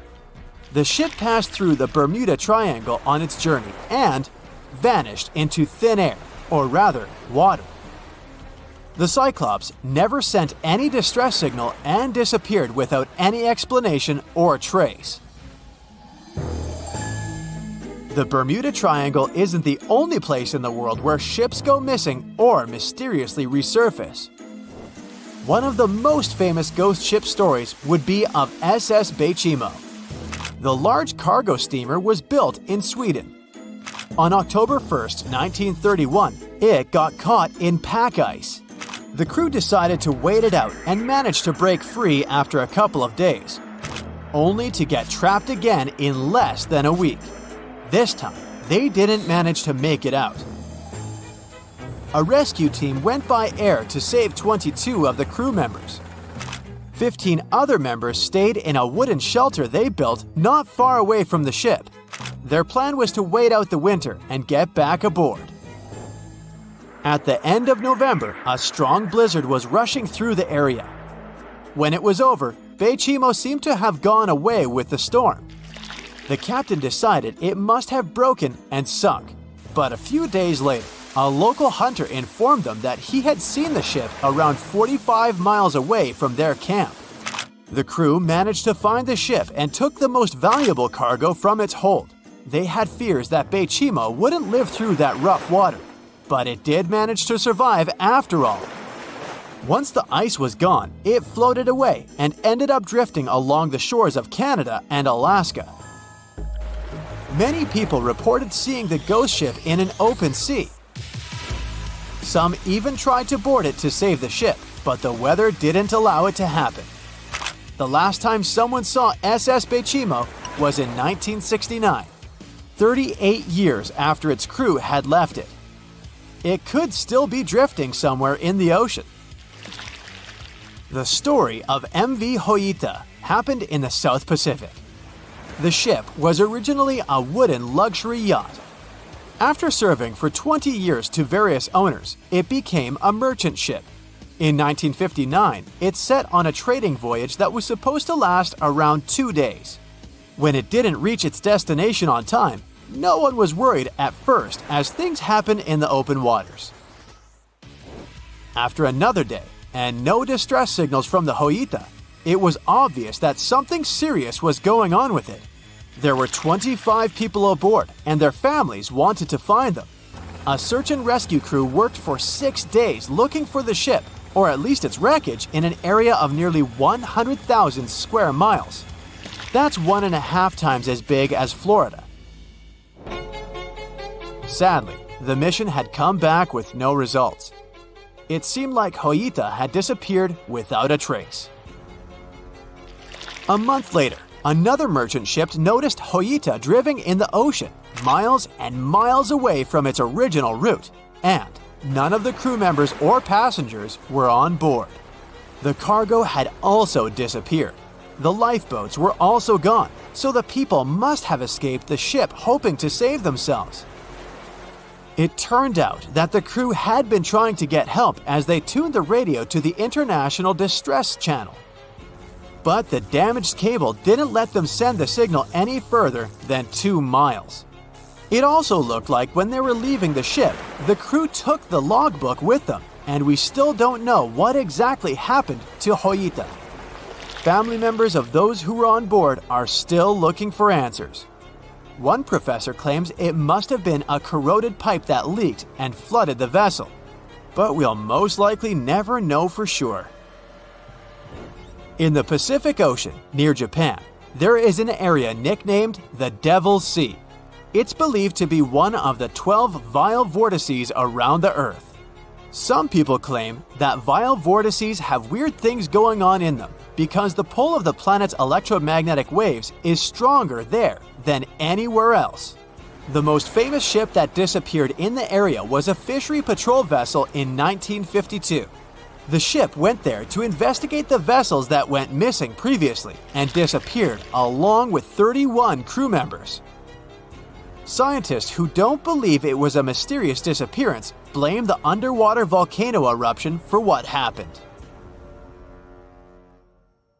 It has recently become a popular location for many tourists looking for the perfect place to get away from it all. If you're lucky enough to catch a sunny day here, it's like no other, I can assure you. Chances are you'll end up having loads of foggy days, but let's be honest, they have a special allure of their own. This enchanting smile-shaped island is called Sable Island. It's located 190 miles from mainland Nova Scotia. It wasn't accessible to the general public until 2013. That's when it was added to the list of National Parks of Canada. You can get here either by plane or by water. But what's so enchanting about this place anyway? There must be something since the yearly tourist count is growing every year. Firstly, there's a spectacular number of wild horses here. There are between 200 and 500 horses roaming free all over the island. There's also a large population of gray seals. The place is also the only breeding location of a rare bird species called the Ipswich sparrow. If you're already considering a trip here, there are some things you need to know first. Remember that fog I mentioned earlier? Well, it turns out that Sable Island is the foggiest place in the Canadian Maritimes. I'm talking about approximately 127 foggy days each year. During such days, Sable Island literally disappears underneath a thick layer of fog. You won't be able to explore the place on your own either. The local regulations state that visitors need to travel within a group, and they also need to keep a 197-foot distance from the wildlife they can encounter here. As charming as this place may be, it holds a dark secret hidden beneath the sandy dunes, and it has nothing to do with beautiful creatures living here or the island's unique vegetation. Apart from being known from its horses and seals, Sable Island is infamous for an overwhelming number of shipwrecks. Over the years, about 350 ships have ended their lives here, on these sandbars. When survivors described their experiences, they usually mentioned harsh weather conditions near this mysterious island. The island also made its way into literature when it was described in a book called The Perfect Storm, which was written by Sebastian Junger and published in 1997. The book was so successful that it was later adapted for the big screen in 2000, with George Clooney playing the leading role. The first recorded shipwreck near Sable Island dates back to 1583. The boat was named the HMS Delight and was under the command of British adventurer and explorer Sir Humphrey Gilbert. Only 17 people managed to survive the catastrophe by escaping in a small boat. Records mention that they spent 7 days at sea before reaching the shores of Newfoundland. In 1884, another vessel named the Nicosia struggled in the thick fog as well. The ship was completely destroyed, but fortunately, all 18 crew members managed to survive. The captain's son was almost lost at sea when a lifeboat capsized when he was climbing into it. He somehow managed to stay underneath the lifeboat, which was completely submerged. When this lifeboat righted, he eventually emerged from the water and was rescued for the second time. The years between 1947 and 1999 were relatively quiet on the island. In 1999, though, a yacht called the Merrimack ran aground near the shore of the island at about 2 a.m. on July 27th. The 40-foot fiberglass boat had a crew of only 3 people. Natural gas exploration workers, who were luckily not far away, rescued them. The crew managed to fly safely to Halifax the next day. The owner of the Merrimack tried to recover his boat by hiring local fishermen. Unfortunately, this operation was unsuccessful, since only the fittings of the yacht were eventually saved. It took no more than 6 weeks for the sand and waves to crush and completely break up the hull of the Merrimack. So what is it about this place that's so dangerous for boats? Does it have anything to do with the weather? Or maybe there's other forces at play? The explanation turns out to be a bit more complex, and it wasn't easy to figure out, at least not way back in the 1500s. First of all, the island is located close to one of the world's richest fishing grounds. Since it's also near one of the major shipping routes between Europe and North America, hundreds of vessels sail past it each year. The likelihood of shipwreck increases when there are so many boats roaming around the area.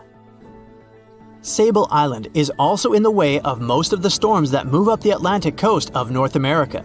It's no surprise that boats often get hurtled straight onto the shores of this island. The weather has a lot to do with it too. During the summer season, the warm air from the Gulf Stream creates a dense fog as it merges with the cool air by the Labrador Current that passes by the island. Other currents don't help the matter. Sable Island is next to the meeting point of 3 major ocean currents: the Gulf Stream, the Labrador Current, and the Belle Isle Current. Since the 1950s, radars and other modern navigation tools have been used on commercial vessels as well. Up until then, the sextant was the main instrument used to figure out a ship's location. It doesn't mean that sextants weren't accurate, but this instrument couldn't work properly without a clear view of the sun or stars, which means it didn't help much in dense fog, such as the one surrounding Sable Island, or when it was cloudy. Often during bad weather, the captain of a ship navigated, relying on their experiences and intuition based on the ship's speed and direction. That's why most of the survivors in shipwrecks near Sable Island said that the captain had simply miscalculated the ship's position, crashing into Sable Island by accident. This dusty, sandy land is as unfriendly to ships as it is to trees. There's reportedly a single tree on the whole island, and it looks a lot more like a bush. It's actually a pine tree. And since the famous island horses don't see it as much of a food source, it somehow managed to survive. Reports say that the tree was planted back in the 1950s. Local authorities were trying to grow a forest on the island to make it a bit more welcoming. They've planted tens of thousands of trees over the years, more than 69,000 evergreens, 600 fruit trees, and about 55 pounds of pine seeds, along with other plants which could survive the conditions on the island. But they were no match for the extreme weather and sandy soil. Out of all those plants, just one pine tree is still alive. Thanks to its resistance, it has even become a symbol of Sable Island. Interestingly, for around 40 years, the island also had just one inhabitant. Can you imagine that? One person living on a remote island for so many decades? It's the story of a woman called Zoe Lucas. She chose to surround herself with the only residents on the island: the horses, the gray seals, and the many species of birds. An esteemed naturalist, she mentioned in an interview she gave back in 2017 that she was used to living on the island and that she never got lonely. To survive here, she had to put together an essentials kit. It included a notebook to take notes and a pair of binoculars to study the wildlife. You can safely assume she wasn't scared of the intimidating surroundings, since she decided to eventually call this place home. At first, Zoe wanted to set up camp on one end of the island, near some abandoned buildings. But eventually, she settled in a wooden house near a bunch of sand dunes. A Canadian institution called the Meteorological Service of Canada put together the simple construction back in the 1940s. Parks Canada operates the building these days. Zoe's work included gathering as much data on the local horse population as possible. It could help scientists better understand how they managed to adapt to the unfriendly environment. She also helped gather the debris that made it to the shore to help track pollution levels. Among all the rubbish that she collected, there was a refrigerator and a crate full of fresh peppers. Some other specialists eventually started working rotating shifts on Sable Island to offer the brave woman a little bit of company now and then. In 1945, 5 TBF Avenger aircraft took flight for a routine training exercise around the Bermuda Triangle. In the middle of the exercise, the planes were struck by intense rain and heavy winds, despite the clear weather forecast. The pilots became extremely disoriented and radioed the base to report that their navigational equipment had stopped working. The last thing the base heard was, "When the first plane drops below 10 gallons, we'll all go down together," and then static. The 5 planes and their 14 crew members were never seen or heard from again. On his very first voyage to the New World in 1492, Christopher Columbus sailed through the Bermuda Triangle. Columbus reported that one night when he was on the deck of the ship, he noticed a giant light appear in the distance, unlike anything he had ever seen before. Columbus looked at his compass for direction, and it gave off erratic readings. You might have noticed that the Bermuda Triangle doesn't appear on any world map. This is because official institutions refuse to acknowledge that the area actually exists. A popular theory suggests that rogue waves are responsible for the many disappearances. Rogue waves are called extreme storm waves by scientists. They occur when different weather patterns take place at the same time and cause large, unexpected waves. Witnesses say that the waves look like giant walls of water. These waves could explain why ships go down fast and without leaving any trace. The Bermuda Triangle is home to some pretty intense and unexpected weather. Storms build up quickly and unexpectedly, then disappear soon after. If you blink, you might miss it. This could explain why few distress signals are issued. Pilots and sailors never saw the weather coming. No one knows exactly how many ships and planes have disappeared in the Bermuda Triangle. The rough estimate is 50 ships and 20 planes. Most of the time, the disappearances had no explanation and no wreckage has ever been left behind. Another bizarre theory trying to solve the Bermuda Triangle mystery comes from Charlie Berlitz. He insists that the area is home to the lost city of Atlantis. The missing ships and planes and malfunctioning equipment, according to him, were all caused by rays of energy let out by the special energy crystals that power Atlantis. While this sounds silly, Berlitz's theory was convincing enough that over 20 million people bought his book worldwide. In the year 1800, a large sailing vessel called the USS Pickering departed from the U.S. on its way to the West Indies. The ship sailed into the Bermuda Triangle along with its 90-man crew and was never heard from again. The USS Pickering was the first ever confirmed ship to vanish in the Bermuda Triangle. It's believed that the ship was taken out by a storm, but because no wreckage was ever found, we'll never know for sure. When the TBF Avenger planes went missing, a massive search operation was conducted. Boats and planes searched the Bermuda Triangle for any signs of the aircraft. One of the boats searching was a PBM-5 Mariner airboat. The airboat took flight at 7:27 p.m. and called in a routine radio message 3 minutes later. Then, it was never heard from again. No trace was ever found of the rescue airboat or the 5 Avenger aircraft. An enormous investigation was launched into the disappearance of all these vehicles, but nothing was ever discovered. This particular area of the ocean is one of the most heavily traveled shipping routes in the world. Some skeptics believe that this fact solves the mystery. Statistically, the busier the area, the higher the frequency of accidents and disappearances. While this makes sense, it's not the frequency of disappearances that's responsible for the mystery of the Bermuda Triangle. It's the lack of explanation or wreckage found. On the ocean floor, decomposing organisms let off large concentrations of methane gas that gets trapped under the water. This gas can build up until, boom, it ruptures. The gas surges up to the surface and erupts. If a ship was in the area of one of these ruptures, the water would become much less dense and cause the ship to sink rapidly and without warning. Scientists believe this could be the cause of the many disappearances in the Bermuda Triangle. While this theory makes a lot of sense, it doesn't seem too likely. The U.S. Geological Survey has stated that no large releases of gas are believed to have occurred in this area for the past 15,000 years. The ocean floor is made of rocks containing a lot of magnetite. It's more like iron. Magnetic fields react to high concentrations of magnetite on the ocean floor, which may start a sort of conflict between the two. It can often lead to various weather anomalies and, as a result, navigation issues. And, naturally, any changes in the ocean floor or the Earth's magnetic fields influence the Bermuda Triangle a lot. Since the magnetic field is constantly moving, it might be also taking the Bermuda Triangle with it. Now that people know where the triangle is, it's easy to avoid it. It supposedly moves eastward together with the magnetic poles, but scientists still can't answer where exactly it will be in a couple of years. Some people blame all the disasters on the extraterrestrial paranormal activity. Others suppose it's all about raging natural phenomena. There's another triangle in Lake Michigan. Just like the one near Bermuda, the Michigan Triangle got its shady reputation for some disappearances.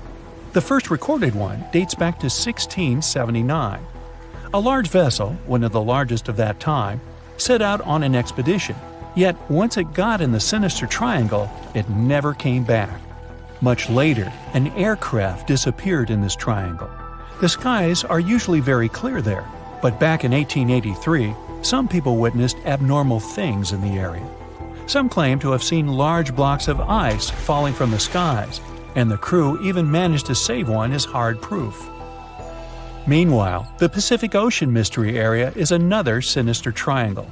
Off the south coast of Japan, not far away from Tokyo, there's a sea where plenty of ships met their doom, disappearing without a trace in these waters. They call it the Devil's Triangle. Some scientists believe the cause of anomalies is the environmental changes. Also, there's a really high concentration of methane hydrates on the bottom of the ocean in the Pacific Triangle area.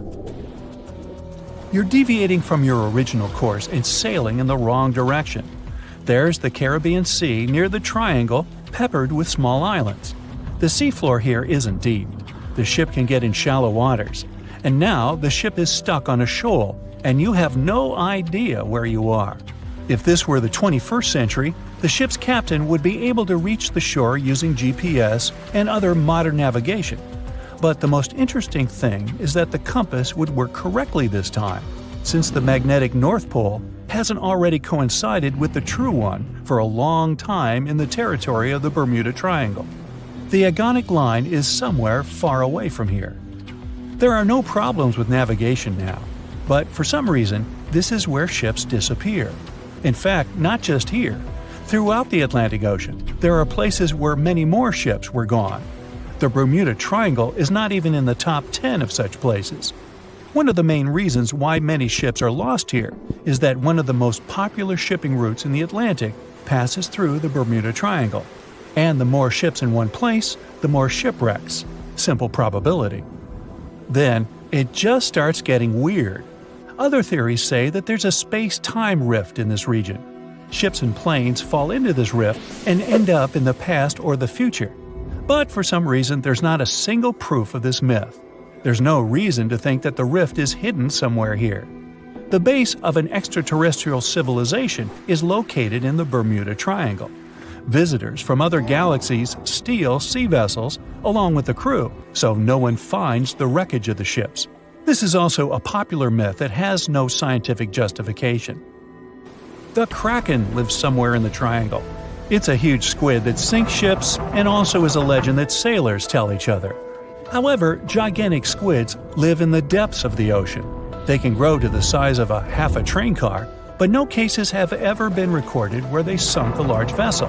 And in the area of the Bermuda Triangle, they have never ever been seen. People in the past didn't know about the existence of these creatures, so when they saw them for the first time, they described them as huge, terrible monsters.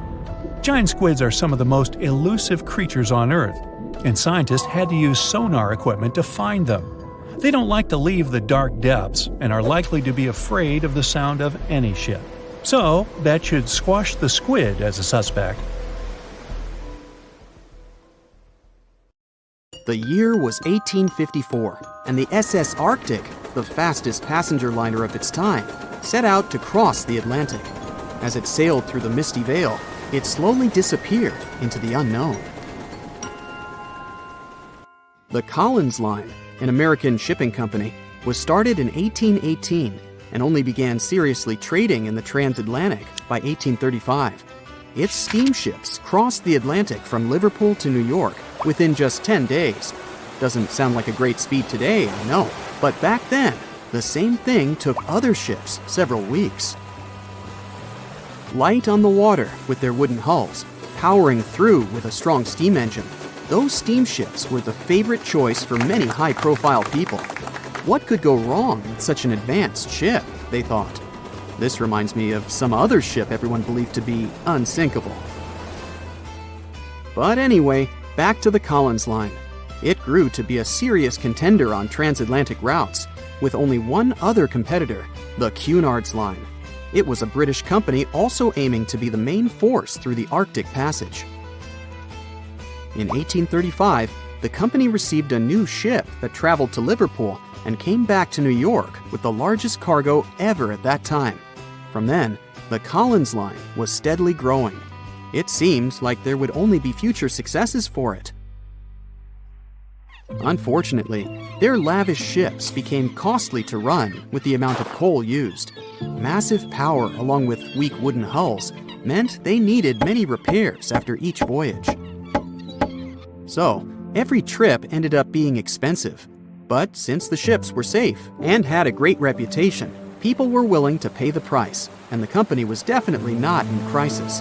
They had achieved something no one had managed to do before them. Like I told you, their ships crossed the Atlantic in a whopping 10 days.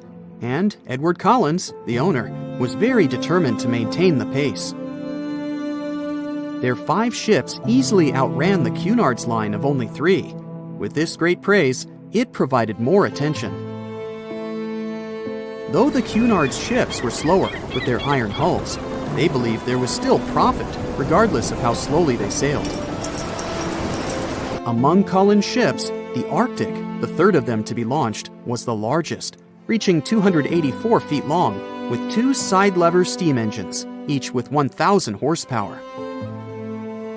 The paddle wheels made 16 revolutions a minute when at full speed. At the time of its launch, the press called it the most stupendous vessel ever constructed in the United States. But glamour and fame couldn't avoid what would come next. On the 27th of September, the Arctic was on its journey from Liverpool to New York, continuing a speed pace through the thick fog.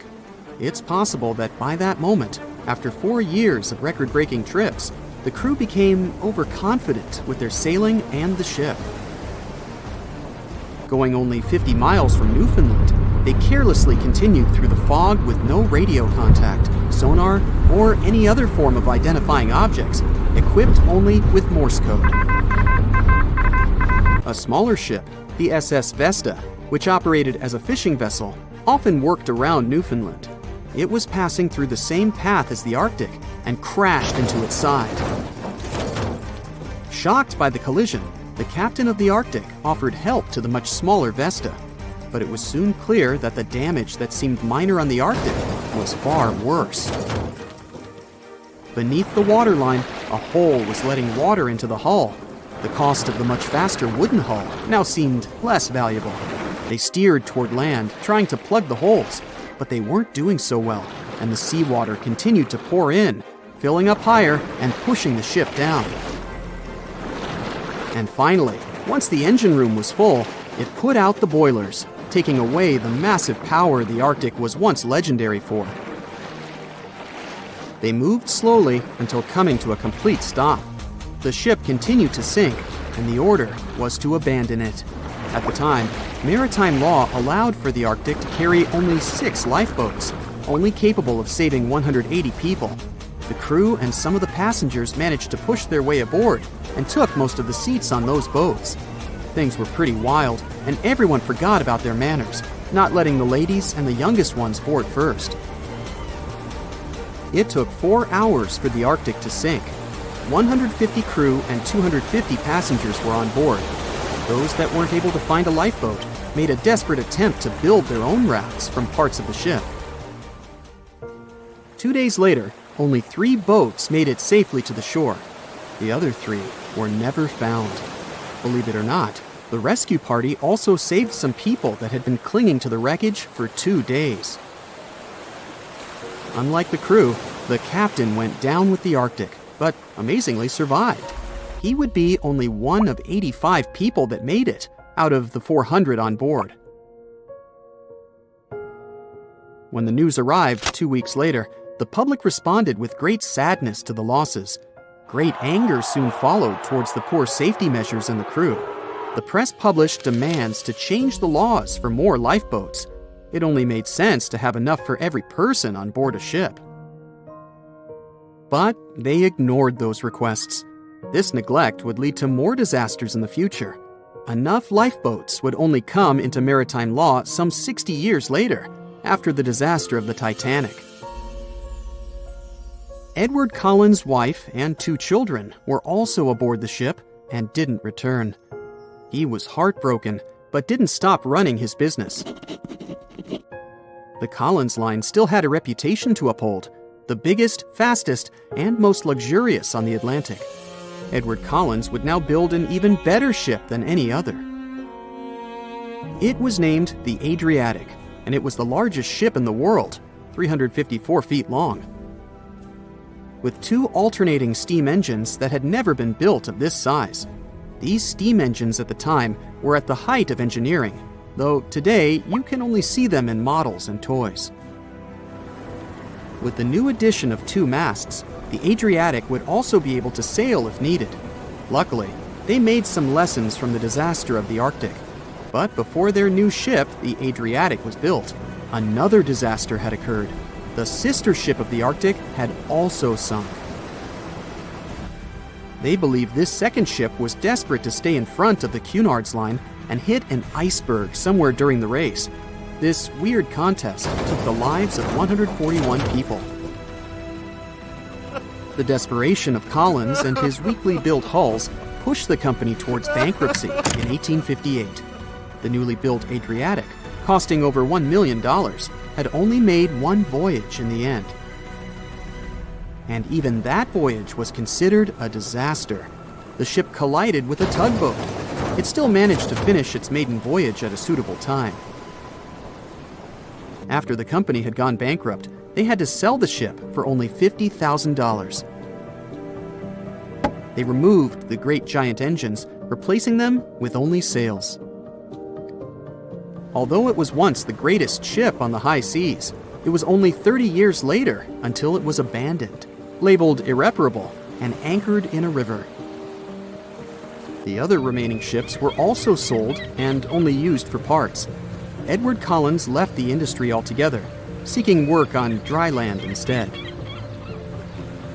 As the Collins line was no longer in the mix, the Cunards would grow in strength. Without competition, they would win the Blue Riband for the next 30 years, and 180 years later, after producing hundreds of ships. They still have a constant presence on the seas as they provide transatlantic crossings, world voyages, and leisure cruises. To this day, the Cunard line is the only one to run ships between Europe and America, and it's great proof that it's not always the fastest that's the best.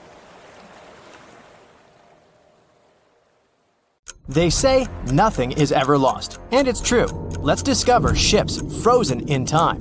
The first one is truly fascinating. Here, the Antikythera shipwreck.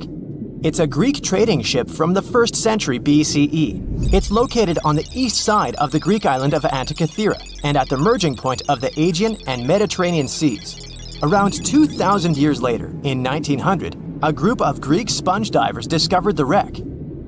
They were going to Tunisia, yet they were forced to find shelter from a storm on a nearby island. Since they couldn't go anywhere due to the storm, they decided to look for sponges until the weather got calmer. One of the divers discovered the shipwreck at depths of around 130 feet. Imagine someone going for a sponge hunt, but getting out to the surface with archaeological treasures. The captain of the sponge boat talked to the Greek officials about what they had found. The officials sent 2 ships to the wreckage. The salvage operation was successful, and discoveries are now in Greece's National Archaeological Museum in Athens. The findings included 3 life-sized marble horses, jewelry, coins, and hundreds of works of art, including a 7-foot-tall Colossus statue of Hercules. Among these treasures, Antikythera ephebe, a bronze statue of a young man, caught more attention. Because the ephebe doesn't comply with any familiar iconographic model, and there are no known copies of his type, he held a spherical object in his hand. Scholars have different theories of who that person could be, but they are not in a consensus yet. More than 70 years later, Jacques-Yves Cousteau and his team went to the area and recovered hundreds more artifacts and the remains of 4 people. Interestingly, they discovered a complex set of interlocking gears, capable of predicting the movement of the sun, moon, and several planets.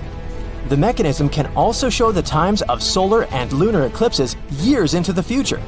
Think of this Antikythera mechanism as an early computer calendar, to plan significant events like agricultural activities, religious rituals, and Olympic Games. These artifacts found in the Antikythera wreckage are some of the most important findings in modern archaeology.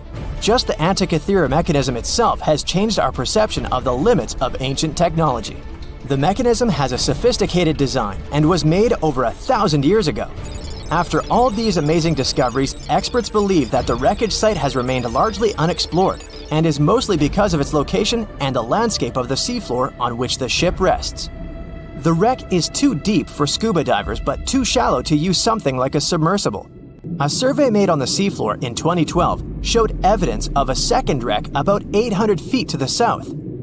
It's clear that this area has a lot to offer humanity. What would happen if those sponge hunters didn't go to the area? Scientists found a shipwreck in Antarctica at the bottom of the Weddell Sea. 107 years after it sank. The name of the ship was Endurance, and it was the lost vessel of Antarctic explorer Sir Ernest Shackleton. Scientists who laid eyes on it decades later say it is among the greatest undiscovered shipwrecks ever. That is why they filmed the whole discovery. The video shows the remains of the Endurance and proves it is still in remarkable condition. It has been sitting in 10,000 feet of water for over a century, yet it looks like it sank very recently. So the story goes like this. The ship was crushed by ice and sank in 1915. Shackleton and his crewmates had to escape by themselves in small lifeboats. From then on, it was all about survival. Shackleton imagined to get his crew to safety. Then, the ship sank. Yes, this is a pretty impressive story. But why did scientists prize this ship? Firstly, Shackleton's Imperial Trans-Antarctic Expedition sailed to make the first land crossing of Antarctica. Yes, the crew was trapped in ice, but the intention was important. Secondly, it's about the challenge itself of finding the shipwreck. The Weddell Sea is almost always covered in thick sea ice. You know, the same ice that made the Endurance sink. Getting near the presumed sinking location is super hard, let alone being able to conduct research. Experts of the modern expedition team foresaw the time when the lowest extent of Antarctic sea ice would come using satellite images. They realized that the weather was in their favor to start an expedition. Dr. John Shears said that they have successfully completed the world's most difficult shipwreck search, fighting against constantly shifting sea ice, blizzards, and temperatures decreasing to negative 0.4 degrees Fahrenheit.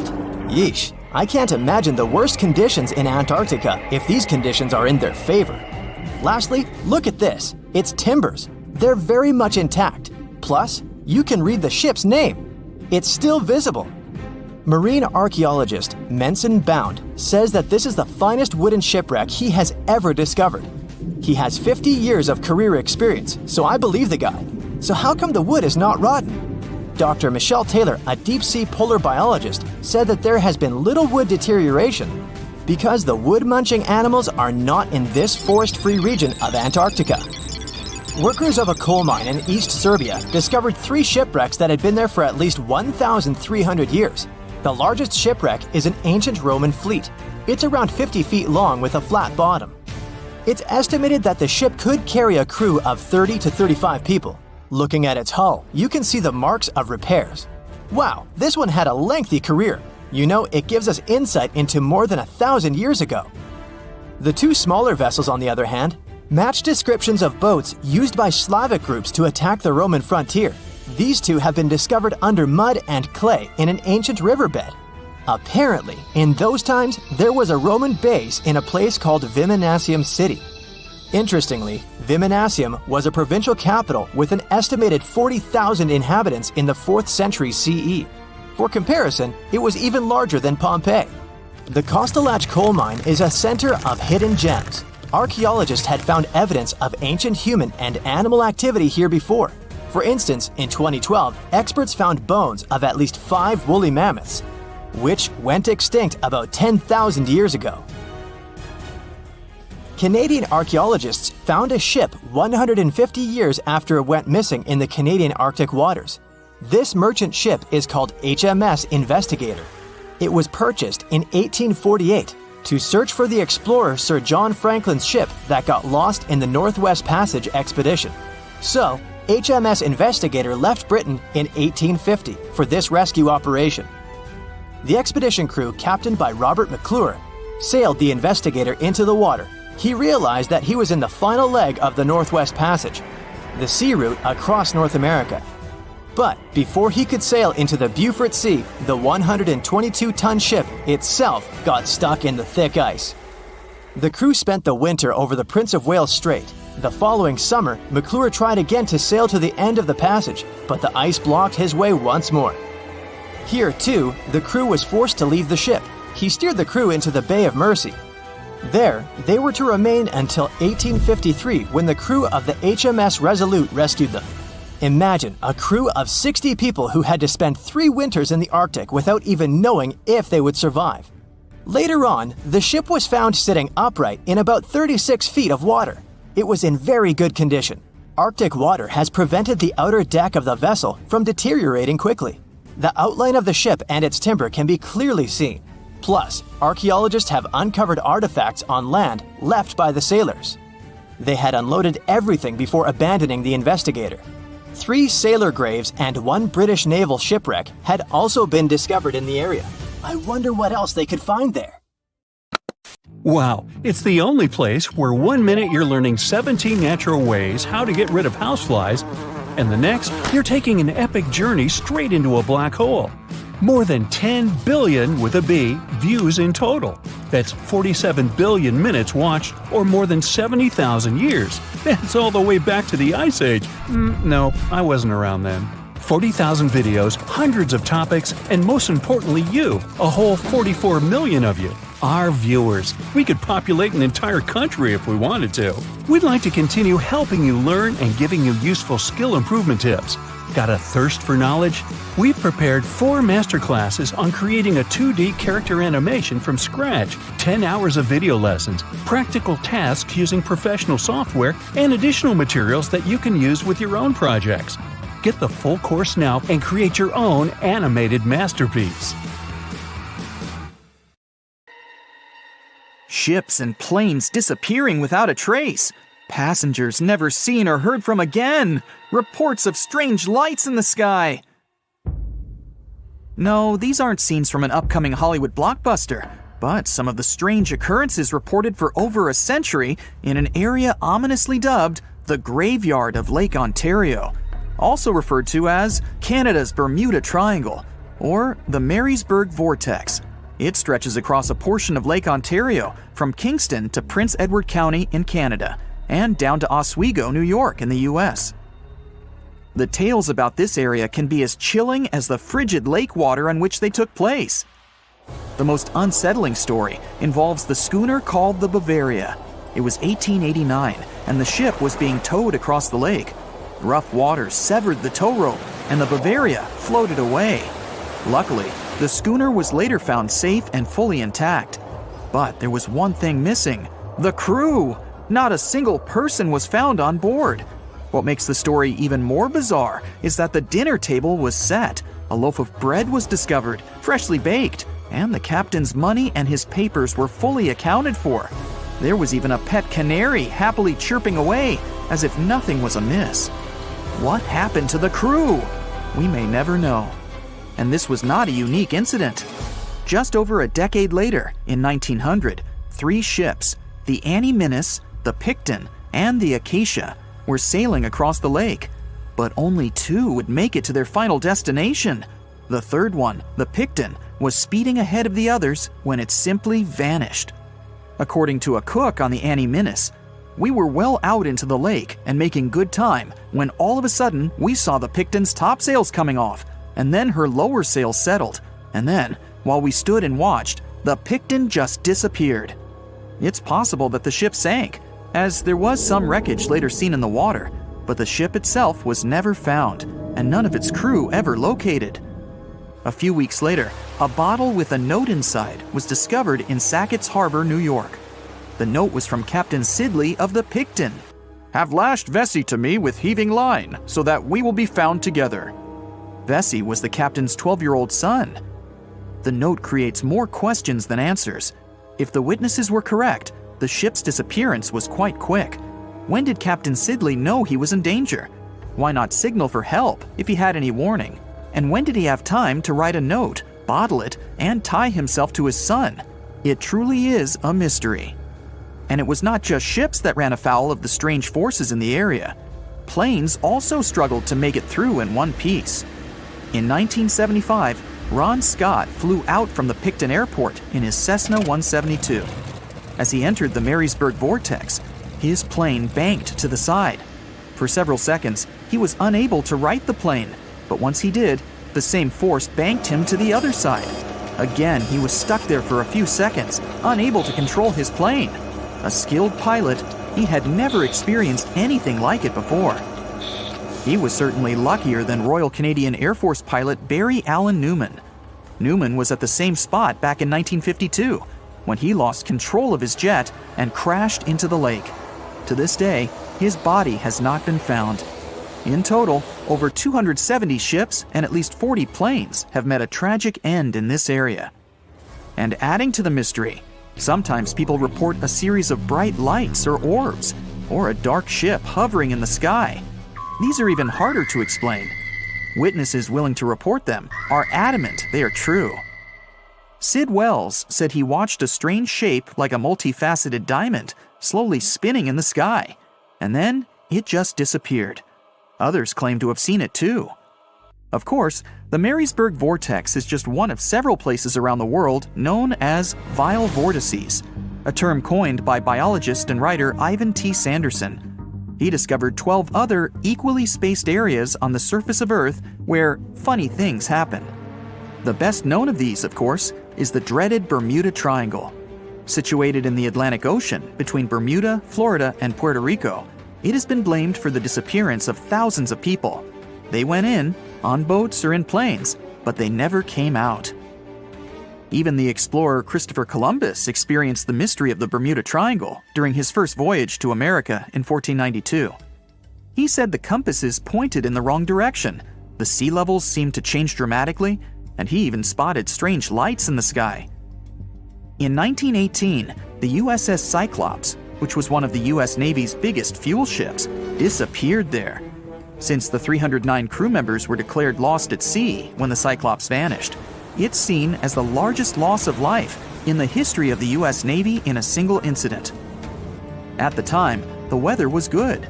The one message sent that day from the ship indicated no issues or concerns, and a distress signal was never sent. A thorough naval investigation followed. Its conclusion? Many theories have been advanced, but none that satisfactorily accounts for the ship's disappearance. In other words, the investigators were stumped. There's also the Dragon's Triangle, located in the Pacific Ocean. The most disturbing story involves a group of Japanese vessels that disappeared in the 1950s. When researchers were sent to investigate what happened, they too disappeared. In each case, it's impossible to truly know what occurred, and it's easy to get caught up in stories of giant sea monsters lurking beneath the waves. Who doesn't like a good scare? And Sanderson was willing to accept the possibility of such stories being true. He believed the vile vortices that he studied could be explained by anything from a wrinkle in the space-time continuum to magnetic abnormalities to underwater people. Of course, Sanderson was not only a huge fan of strange places, he also wrote about strange creatures like Bigfoot and the Loch Ness Monster. His skills as an impartial scientist are questionable, though. In 1948, he claimed that some 3-toed footprints found at Clearwater Beach in Florida were proof of 15-foot-tall penguins, arguing that they were impossible to fake. In 1988, Tony Singerini revealed that he and his friend, attaching some cast-iron feet to his high-top sneakers, were behind the giant penguin hoax. So maybe Sanderson isn't the most reliable source after all, but there are also some very compelling and wholly natural explanations. Let's look specifically at the Marysburg Vortex. It's entirely possible that ships like the Bavaria and the Picton were done in by a mix of bad luck and bad weather. Unsettled weather is certainly not uncommon on Lake Ontario, and flash storms on the open water can prove dangerous to the most skilled sailor. And even today, with advances in weather forecasting, we get it wrong all the time.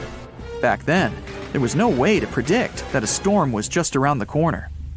And the weather was just one issue.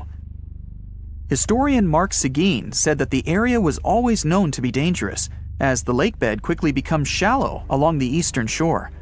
There are also small rocky islands and shoals scattered throughout the area, making sailing a risky venture, especially for larger vessels or those weighed down by heavy cargo. By the mid-20th century, modern weather forecasting and improved shipbuilding alleviated most of the hazards of the Great Lakes shipping, resulting in fewer losses.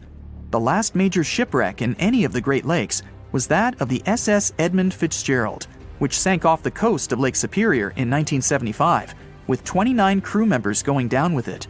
It seems the vortex is no match for human progress. And as for lights or images in the sky, in most cases, it's the result of an interesting phenomenon called thermal or temperature inversion. When this happens, a layer of warm air becomes trapped under cold air. This can result in mirages or reflections. So, a light on the ground that is miles away can be reflected in the sky, giving the impression of a flying object. Other parts of the mystery may be solved with a little time. Lake Ontario's freshwater and frigid temperatures help preserve the ships and planes that came to rest there. As divers and researchers continue to explore the area, maybe we'll finally learn the fate of the Bavaria, the Picton, Captain Sidley, and his son. So in 2017, over 25 million people boarded cruise ships all over the world. Now, if you're keeping count, that's more than the total population of Greece. It's become America's favorite choice when it comes to going on vacation. It's easy to see why hopping aboard a cruise ship becomes more popular each year. Heading out on a cruise is also coming back in style with newer generations. 2/3 of Gen Y and millennials say that cruising is their new preferred type of vacation. How's that? Well, let's see. It's easy to plan in advance. On board, you can find activities for all family members, and you get a chance to visit several different destinations in one trip. An added bonus of booking a cruise? You can sample various places for a future time off. The entertainment on board is often top-notch, providing passengers with an added taste of luxury. And the amenities and accommodations are generally very reliable. Not to mention that it gives tourists that feeling of actually getting away from everything that people strive for while out of the office. Royal Caribbean International is one of the largest cruise lines in the world, with just over 19% of the cruise market as of 2018. Its current fleet is divided into many different classes of ships, including the Voyager class, Radiance, and Quantum. The latest addition to the Royal Caribbean International's impressive fleet was built in 2018. Wonder of the Seas is now the largest cruise ship in the world. Since this spectacular liner has just had her maiden voyage in March 2022, let's look at some of the incredible perks it has to offer its passengers. For starters, the boat is so big that it had to be split into neighborhoods. Well, it figures since Wonder of the Seas can accommodate almost 7,000 passengers. Fond of New York? Well, no worries. Wonder of the Seas has a central park of its own, with an estimated 10,000 plants to check out. The ship's central park is a feature of all Oasis-class ships, being one of the so-called neighborhoods. Let's look at some other areas, shall we? Like this boardwalk, a place that includes an arcade, a candy store, and a sports bar. It's best suited for long walks. There's a pool and sports zone on Wonder of the Sea. These areas feature the ship's numerous pools and hot tubs. There are many activities to check out on the sports court. Then there's the Royal Promenade, or Promenade if you prefer. That's the main road on Wonder of the Seas, with bars, lounges, and places to grab a cup of coffee, or a luxurious latte. The entertainment neighborhood is the focal point for leisure activities on the ship. Here, guests can find a comedy club, an ice skating rink, and even a theater. The spa and fitness area is a tranquil zone with a huge array of treatments available. The fitness center is free of charge, by the way, so there's no excuse for guests to skip a leg day. An extra 8th zone was added to Wonder of the Seas. It's called the Suite Neighborhood. This is an exclusive area designed for guests staying in the suites. Oh, now I get it. It's located at the top of the ship. Guests here have designated staff members called Royal Genies. Yeah, if you rub a lamp in your suite, they appear. Nah, not really. The genies are similar to butlers. They can cater to just a few cabins. Of course, the cruise line wants to divert other guests from asking these crew members various questions and taking their time. That's why the genies don't wear name tags in public areas. As for its itinerary, Wonder of the Seas was initially supposed to be homeported in China, but Royal Caribbean decided to move the liner to the United States. In March 2022, the ship started its journey with 7-night Eastern and Western Caribbean itineraries.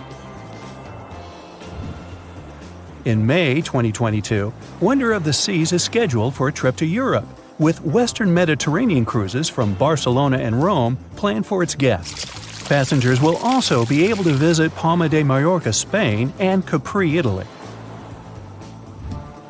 When the summer season is over, Wonder of the Seas is scheduled to return to Florida to offer year-round sailing starting November 2022. And by the way, there is no truth to the rumor that a special cruise only for highly allergic and hay fever sufferers will be called the Wonder of the Sneeze. Nope, not at all.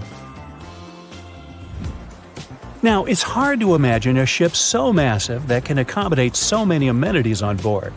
For example, the Titanic was the largest ship of its time, measuring 882 feet in length.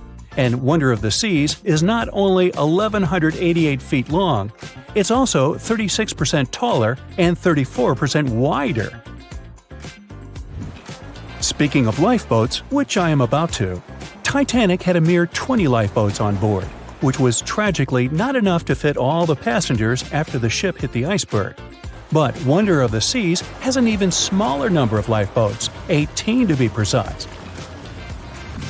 Sounds weird and dangerous? Well, not really, given that each of these lifeboats can accommodate up to 370 people. It means that all the passengers and crew members, an estimated 8,000 people if fully booked, are going to be safe in case of an emergency. If we could somehow have a race between the two ships, well, Titanic was in fact the faster ship out of the two, beating Wonder of the Seas by 1 knot per hour. Cruise ship passengers today are more interested in the experience rather than the speed of the boat itself. That's why how fast a ship can travel is not an extremely important aspect nowadays. In terms of costs, Titanic cost around $7.5 million at the time of its construction. It's the equivalent of about $200 million today. How about Wonder of the Seas? Well, it cost a staggering $1.35 billion to build, making it 6 times more expensive than the Titanic. How about we compare ticket prices? Well, in this case, the least expensive ticket on Titanic was £7. It's about $1,000 today. The cheapest ticket on Wonder of the Seas is currently $423, but prices may vary depending on the location, season, itinerary, and how much you tip your royal genie. And I know you were going to ask, how about icebergs? Well, Titanic steamed in the frigid North Atlantic, where you had to be on the lookout for those. Wonder of the Seas will be cruising the balmy Caribbean, where the worst thing you can hit on is 17 and blackjack. Oops, busted. Anyway, set side by side with its other sisters from the Royal Caribbean Fleet, Wonder of the Seas is equally as impressive. The company's earliest ships could host about 2,500 people. This included passengers and the staff. Such ships were Splendor of the Seas, Legend of the Seas, and the smallest of them all, Thumbelina of the Seas. No, wait, that should be Empress of the Seas. Oops, my bad. The largest ships in the company's fleet can now house about 9,000 people altogether. That's almost 3 times the size and capacity of the earlier liners. Wonder of the Seas is one of them, as well as Harmony of the Seas and Symphony of the Seas. Are you seeing a pattern here? Yep, if you ever encounter a ship with "of the Seas" in its name, it's safe to assume it belongs to Royal Caribbean. But if it's a can of tuna, it might actually be Chicken of the Sea. Hey, I like tuna.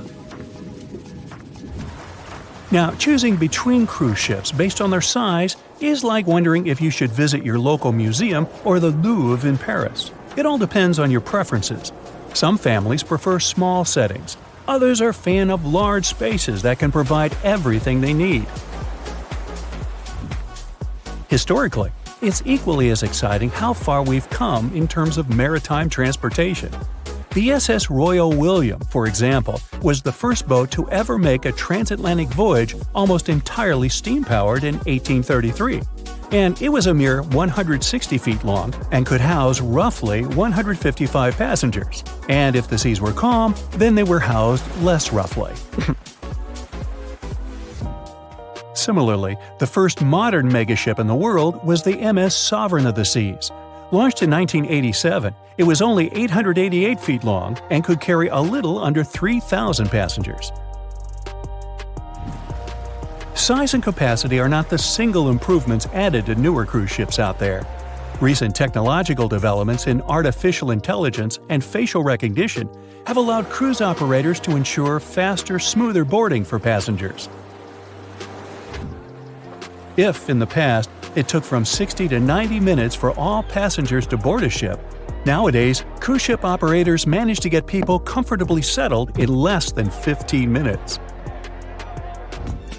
Now, I'm sure you're already eager to book a ticket, but let's look into some of the more interesting activities you can try on board Wonder of the Seas.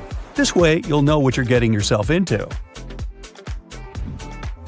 All Royal Caribbean ships have loads of artworks available for their guests to enjoy. But Wonder of the Seas goes above and beyond, even featuring statues of astronauts in key locations around the ship. You'll find the first astronaut looking through the glass at the promenade, while a second one is busy rock climbing at the boardwalk. The third and last astronaut is more of a movie fan. This statue can be found near the movie screen sitting area. Going astronaut sightseeing is proving to be quite the experience among guests. In the areas with no access to sunlight, Wonder of the Seas features virtual balconies. In case of bad weather, guests can still have a feeling of the outdoors, but without having to hide from wind or rain. Teenagers have a place of their own reserved on the ship. There's a special club with a private hot tub, selfie area, games, and comfortable seating. The inside part of this club features a vending machine, an interesting collection of literature, and tables for foosball. Well, sign me up! Ships have been around for at least 6,000 years, dating back to ancient Egypt. In the beginning, they were used for trading and exploring. Ships as an attraction became a thing only a bit over 100 years ago, but the first cruise ship wasn't the infamous Titanic as you might think.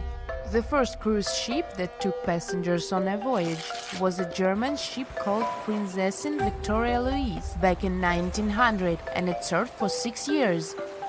Modern ships are of course more advanced, but they still have a limited lifespan. They usually serve for about 30 years. A ship much older than that isn't considered safe and stable anymore due to the metal fatigue, most often of the ship's hull. After ships finish their lifespan, they retire and get sent to a shipyard, where they get scrapped. Most famous and beloved ships have a better fate. They get turned into hotels and attractions. Since ships are extremely expensive to build, no wonder that they are so huge, often as long as 3 football fields and as tall as 20-story building. The companies want to accommodate as many passengers as possible, because it means better profits. Also, cruise ship cabins are built separately from the ship, because otherwise there wouldn't be enough space for the construction. They're added to the vessel already in the shipyard, where the ship is put together. Quite often, different parts of the ship are even built by different companies. Voyages are fun, but if you need to get somewhere fast, cruise ships shouldn't be your first choice, because they are very slow. On average, they travel at the speed of just 23 miles per hour. Ships travel way slower than cars and planes, because they move huge amounts of water. Move on the ground and you're fast. Now step in a swimming pool and try to run there. It'll be way harder for you to do, and you'll be way slower, barely moving through. Now keep in mind that you are much smaller than a ship. As we've seen, ships are massive. When you put something in the water, it displaces the amount of water that is equivalent to its weight. So a ship displaces thousands of tons of water and then pushes through it. That's why they are slow. Such huge ships sure have big anchors. An average anchor weighs like 4 grown-up elephants. The crew members try to avoid dropping the anchor when it's possible, because such a massive thing can severely harm the ecosystems at the bottom of the sea. When boarding a ship, the first thing we have to notice is lifeboats. The Titanic was designed to carry 64 lifeboats, but it only had 20 of them. The rest is history, but ever since what happened to the Titanic, ships are required to have safety equipment to accommodate 125% of the people on the ship. So, it's even more than required, just to be on a safe side.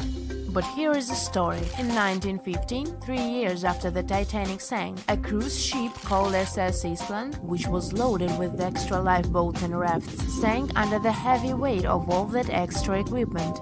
But don't worry, it never happened again.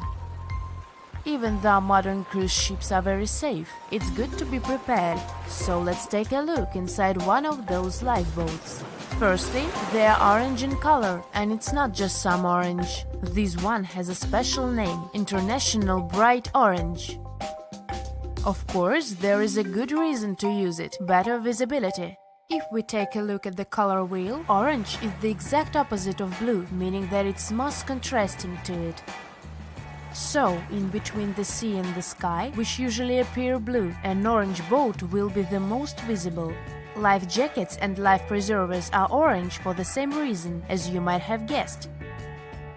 But International Bright Orange only became a requirement in 1962. Before that, the life jackets were mostly white. For example, look at those life jackets. These are the ones that were used by the passengers on the Titanic. But white isn't a good choice at all. It's particularly hard to spot a white life jacket and a white lifeboat on a white-capped sea. All the equipment inside the lifeboats must meet international requirements and must be kept in good condition. So, the crew members are required to do maintenance every 3 months to avoid any rupture and damage of the lifeboats and everything in them. Firstly, there is a fresh water and food ration, for obvious reasons. Then there is a portable compass, which helps determine the direction in which to steer it. The next thing is a signaling mirror. It's a device that allows the light to attract the attention of passing ships. A less expected thing inside is an embarkation ladder, a rope ladder with wooden or metal steps that are used to ascend or descend from one ship to another. And finally, there is a first aid kit. All cruise ships pick up stranded sailors and fishermen, and that happens quite often. So don't be surprised if your cruise ship stops in the middle of the sea to pick someone up. It's common practice. Ships can even change their course to pick up some stranded sailors if they get a distress call. Have you noticed that all ships, both cruise ships and container ships, always have the bottom of the hull painted red? Yes, it's a thing. In early times, when ships were mostly made of wood, sailors were painting the hulls with copper paint, because it was protecting the vessel from wood-eating worms, barnacles, and seaweed. The copper was the ingredient that was giving the paint that color. All this muck wasn't only impairing the vessel's structure, but was also increasing the drag, preventing the ships from moving as fast as they could have. So, protective paint is important to reduce the number of barnacles that get accumulated. These days, of course, hull-protecting ingredients can be added to any kind of paint, and there is no practical need to paint the bottom of the hull red, but it's still being done to honor the old tradition. Still, even the most modern paint doesn't allow to completely avoid the growth of barnacles on the hull. Also, most ports don't even allow you to scrape those off the hull once you dock. That's because the ships that arrive from faraway waters can bring along non-native species of seaweed and other organisms which can severely harm the local ecosystem. Crew members sleep in that lower part of the ship, the underwater one. It's called a B-deck, and there are dorm-style rooms in the hull just for the crew members. Also, you might have noticed that there are numbers painted vertically on the side of the hull. The red background helps them stand out more, which is important since those numbers are crucial. They help you understand how much load the ship is carrying. The more weight there is on board, the lower in the water the vessel will sit. If you watched movies about pirates or heard sailors talk, you might have noticed that the ships are referred to as she and often have female names. It is an old tradition to consider a ship as a female figure, most often a mother or a female deity that is guiding and protecting the crew. It is also believed that the name of the ship brings good luck to the ship, as well as to the crew and the passengers. People who spend their lives in the sea have many superstitions regarding boats. Finding a cat aboard is considered good luck, even if the cat is black. They are very handy because they hunt mice, therefore keeping the ship clean and safe. But bananas aboard is a no-no. It's especially common among fishermen. They believe that if there are bananas in the boat, the fish won't. Have you ever wondered how containers on a cargo ship remain intact throughout the whole journey? Let me answer this question and tell you about other cool ship facts. Meet Unsinkable Sam. Sam's goal was to prove the saying, "Cats have 9 lives." This animal survived 3 ships sinking. He was originally named Oscar, but got nicknamed Unsinkable Sam. You probably get why. The first time the ship he was traveling on sank, Oscar was found by the crew of another ship when he was floating on board. He remained on that ship for a couple of months, but then the vessel also sank in 1941. The cat was then saved by another ship. The crew there had heard the story of the animal and called him Unsinkable Sam. His marine journey ended when the crew sent him back to the UK. The story checks out, but some people question whether it's true. Sailors had to spend months on their ships, so it was natural that they told strange stories or believed in superstitions. One thing is clear though, sailors loved cats and welcomed them on their ships. Besides being cute floofs, cats were very effective in terms of hunting rodents. You can take it as you wish, a hoax or a true story. I'm leaving Sam in the 40s and returning to the present day. How come ships have internet in the middle of nowhere? Since there are no towers or cables around, satellite connection steps in. Satellite services provide direct internet connection via hardware installed on the ship. This hardware is a must. It's not as cheap as our home Wi-Fi. The installation charges for the entire ship's internet are around $600. And the price of the hardware depends on such things as the size of the ship and how much internet it's going to use. This is not the only option. Wireless devices are also popular. Yet they can access the internet only when they're close to ports or other places where networks are available. The Titanic was a giant luxurious hotel for some of its passengers. You may have heard that it had lots of amenities you could use, even its own newspaper. Yep, it was called the Atlantic Daily Bulletin. It was published on the ship. The paper had news articles, advertisements, and the latest stock prices. It also mentions daily menus, horse racing results, and society gossip. Where ships get fuel is also a good question. There aren't fuel stations floating in the ocean. Bunkering is the answer. Ships use different kinds of oil for different purposes. Bunkering is loading fuel onto a ship. This process takes place at ports. The storage and provision of the ship fuels can be made by tankers. Currently, Singapore is the largest bunkering port in the world. Imagine you're on a cruise ship and you need to use the toilet.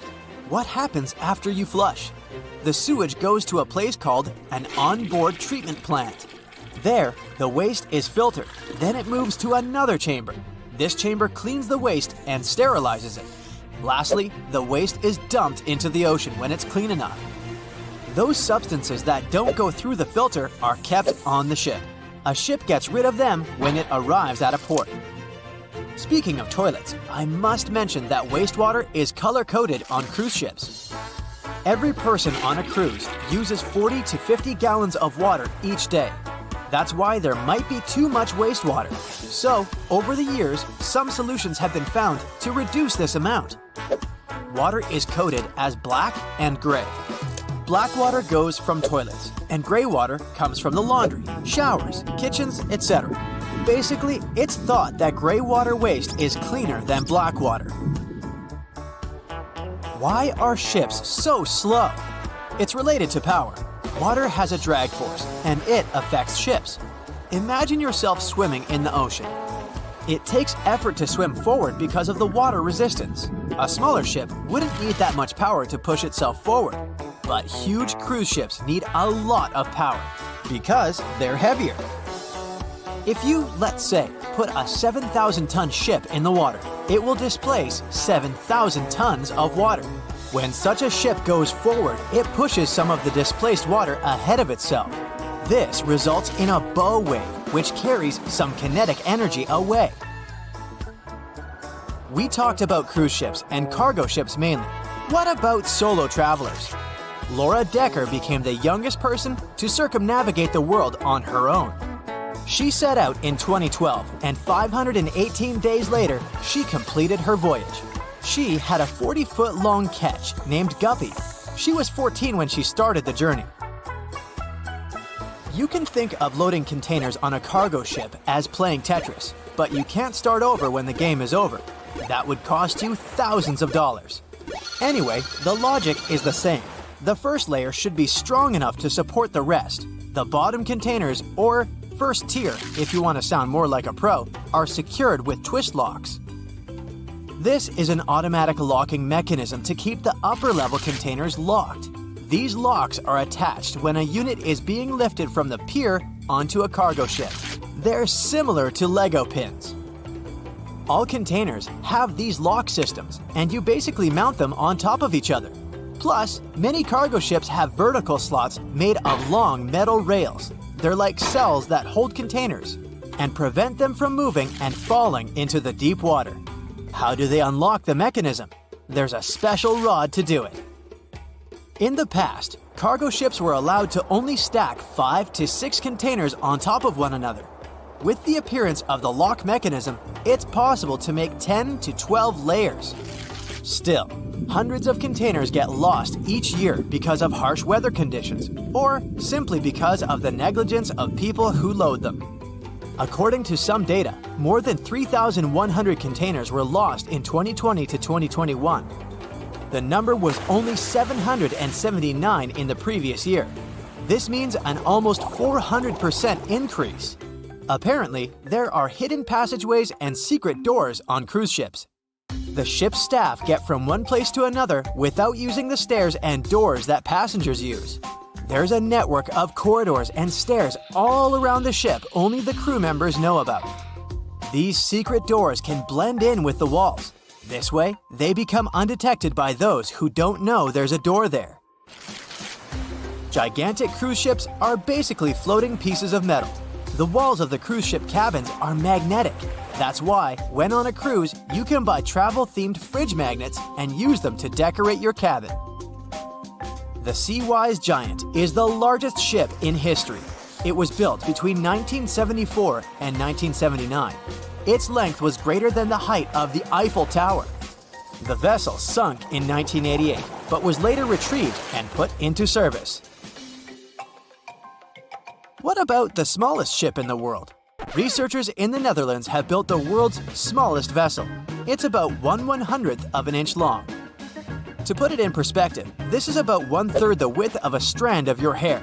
They built it with the help of a 3D printer. Do you know that some people have residences on ships? Yes, sounds like a dream, if you like the water, of course. Residents permanently live on a ship as it travels the world.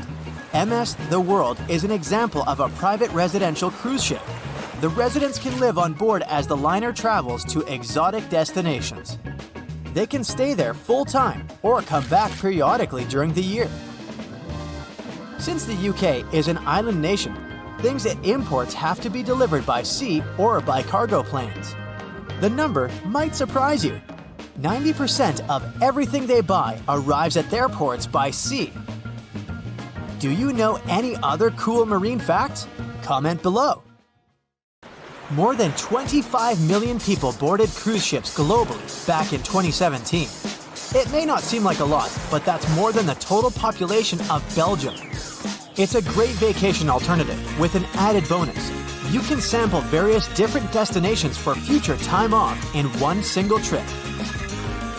If you've already booked a trip on a cruise ship, but you still have no idea what you should pack, start with some research on your specific cruise location. Either way, be sure to bring deck-friendly shoes that are low-heeled. Also, add a pair that's comfortable to walk on larger distances for the days spent ashore. Depending on the season, you might want to add a few swimsuits too. If you're on any type of medication, make sure you bring it with you in its original packaging. If you're a light packer, don't worry. Most cruise ships come equipped with laundry rooms. They're kind of pricey, especially if you want your garments to be washed, ironed, and folded for you. But it does save you the extra hassle of packing more clothes or washing them for yourself. It's really important that you check in with your credit card company before boarding a ship, more so if your itinerary includes one or more foreign countries. Your credit card might get frozen if there's any unusual activity on your account. Most of these companies have algorithms that get triggered once there are charges from different countries in rapid succession, which is exactly what you'll be doing on a cruise ship. Letting them know beforehand saves you the embarrassment of having your card declined at some fancy restaurant. To make sure you get the best room, before booking it, check out the ship's deck plan. It should be available on their website. If it's peace and tranquility you're looking for, don't go for the rooms directly above or below any of the ship's entertainment points. Also, if you have a history of getting seasick, try to skip the rooms that are available at the front of the ship. Rather, go for those located in the middle of the ship on a lower deck. You'll feel less movement. If it's your first time going on a cruise, you might be surprised to know that some cabin rooms don't have windows. Before making a reservation, make sure to check out all the amenities of the room you intend to book. Most cruise liners add a bunch of pictures from the common rooms on their reservation pages, and it might be a bit confusing as to what you're getting exactly for that specific price point. Also, some rooms on board are quite small too. If you don't like to sleep in small spaces, you might want to upgrade to a larger room, even if it's a bit pricier. You can always split the cost with a friend if they want to join you on the cruise. With the help of modern technology, even if a specific location doesn't have windows, it doesn't mean you can't watch the waves. How, you might ask? Fancier cruise ships feature a secret, added bonus. In the areas with no access to sunlight, specialists have built virtual balconies. These high-tech screens work by showing you what's going on outside in real time. They have an added benefit too. In case of bad weather, guests can still have a feel of the outdoors, without the wind or rain ruining their hair or their outfit. It may not be the real deal, but it still beats getting claustrophobic on board. Planning on going on a budget cruise? It might not be such a bad idea, especially if you're on the lookout for last-minute upgrades. You might even end up vacationing like a millionaire without having to spend money like one. These upgrades sometimes include things like a private balcony in your room, maybe some spa services, or even better prices for high-end meals. If they aren't all booked by the time people board the ship, they might be open for the rest of the passengers for way better prices than initially listed. There might be hidden freebies on board if you pay close attention. Things like complimentary pastries on board late in the morning or a late-night cup of tea on the house might be some of the things offered to guests. You only need to ask. You might want to check out what other tourists are doing. Some people with more experience cruising can offer pretty great tips and tricks. Don't be afraid to start a conversation if you see someone getting something for free. Some cruise ships do go all the way on the fancy dial. They even have exclusive areas designed for guests staying in expensive suites. Most of the time, they're located at the top of the ship. On one particular cruise, these types of guests have designated staff members called Royal Genies, which are similar to butlers. They can cater to just a few cabins. Since the cruise line wants to divert other guests from asking them various questions, which will take time away from their assigned guests, the genies do not wear a name tag in public areas. Most common areas of cruise ships do require travelers to follow a dress code, but if you do your research in advance, you might find that some areas are more relaxed when it comes to what people need to wear. Most cruise ships require people to adhere to smart attire, which means pants with a collared shirt for men, or blouses and skirts, dresses, or stylish pants for the ladies. As for the travel destinations, be sure to research the ports you're about to visit in advance. You'll know what to wear, what the weather will be, and if you need to pack anything else. Like an umbrella, or a beach towel. Stops on cruises only last for a few hours in most cases, so you'll want to get the most out of them. If that specific location includes museums or art galleries you want to add to your checklist, be sure to book in advance so you don't waste time waiting in lines. Some cruise ships even provide their guests with private tours of the ports they're about to visit. Do make sure to book them in advance if this is something you might be interested in, as the list gets pretty full quite fast. Independent tours are a bit more private. You can spend time with your tour guide and even ask more questions. Always remember to put your phone in airplane mode while on board. Most cruise ship horror stories involve cruising newbies that ended up paying thousands of dollars in cell phone charges while on ships, just because they forgot to turn it off. If you're the type of person that can't switch off their phone, be sure to check with your cell phone provider before traveling internationally. Some can provide special plans for limited amounts of time, without extra charges. You'll be free to chat, call, or browse YouTube videos without worrying you'll end up paying a fortune.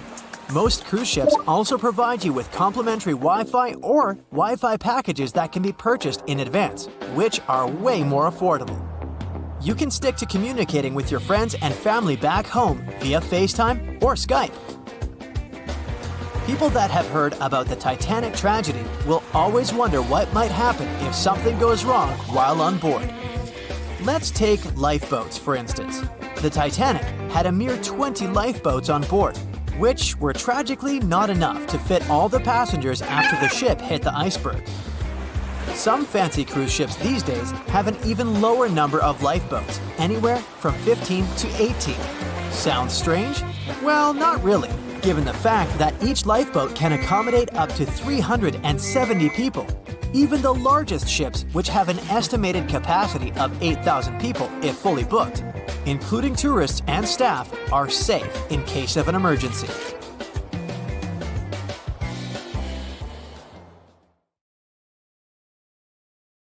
The Megalodon was the biggest shark to ever live. Not only that, it's one of the biggest fish and the largest predator in Earth's history. They've been known to reach lengths of up to a whopping 70 feet. That's over 3 times longer than the biggest great white shark on record. The females have also been found to be around twice the size of the males. The Megalodon could swallow a small car without it even touching its teeth, if cars had been around then. Its teeth could grow to over 7 inches long. It looks like we're going to need a bigger boat, and best make it steel-plated, as this shark can easily gnaw its way through ships. The underwater terror could bite a ship clean in half, with the highest bite force ever calculated for any animal, living or extinct. The force of its ferocious bite was up to 40,000 pounds. That's around 108,000 times the strength of a human's and 10 times the force of a modern crocodile's bite. Its chomp is so strong that it makes the T-Rex's bite look about as powerful as my granny's after she's taken her dentures out. In fact, the Meg was so big and powerful that it had no natural predators. It was the uncrowned king of the seas, swimming freely from ocean to ocean. This cosmopolitan creature was found all over the world, from America to Europe and Australia to Japan, assuming there were countries back then. Meg fossils have been found on every continent except Antarctica. Everybody skips Antarctica. Science tells us that the Megalodon went extinct over 3.6 million years ago. But could they still be alive at the deepest depths of the ocean? Only around 80% of the ocean has been explored, and its deepest point, the Mariana Trench, is over 7 miles down. So who knows what's lurking at the bottom? If you did manage to make it down, it is unlikely that you'll run into a Meg, though. The sharks, like us, preferred warmer coastal waters. Deep ocean living would be too cold for the beasts, and food would be scarce. Their entire bodies would also have to evolve to avoid being squished by the enormous water pressure down there. It's unlikely they're still around, but not impossible. Some good news, if you do run into one, is that the shark is pretty unlikely to eat you. You are way too small a meal for the Megalodon, even if you have a couple of friends with you. This guy eats whales that are over 50 feet long. If you're having a beach party, though, it's a different story. In a beach full of swimmers, the shark very well might creep up, scooping several humans into its giant mouth without even chewing. But wait, let's rewind. How does the shark take down a 50-foot whale? It first bites off its fins, making the whale unable to swim away. It then casually munches it down piece by piece. Because of their size, sharks had to consume over a ton of food every single day just to sustain themselves, like me. All that food made the Megalodon extremely heavy. They range from anywhere between 50 to over 100 tons. For context, that's around the same as 7 to 16 adult male African elephants. To fit all this food in, their jaws had to open pretty wide. A Megalodon's jaw could span 9 by 11 feet wide. That's easily big enough to swallow 2 adult humans side by side. The fearsome name Megalodon comes from 2 Greek words, mega meaning big and odont meaning tooth.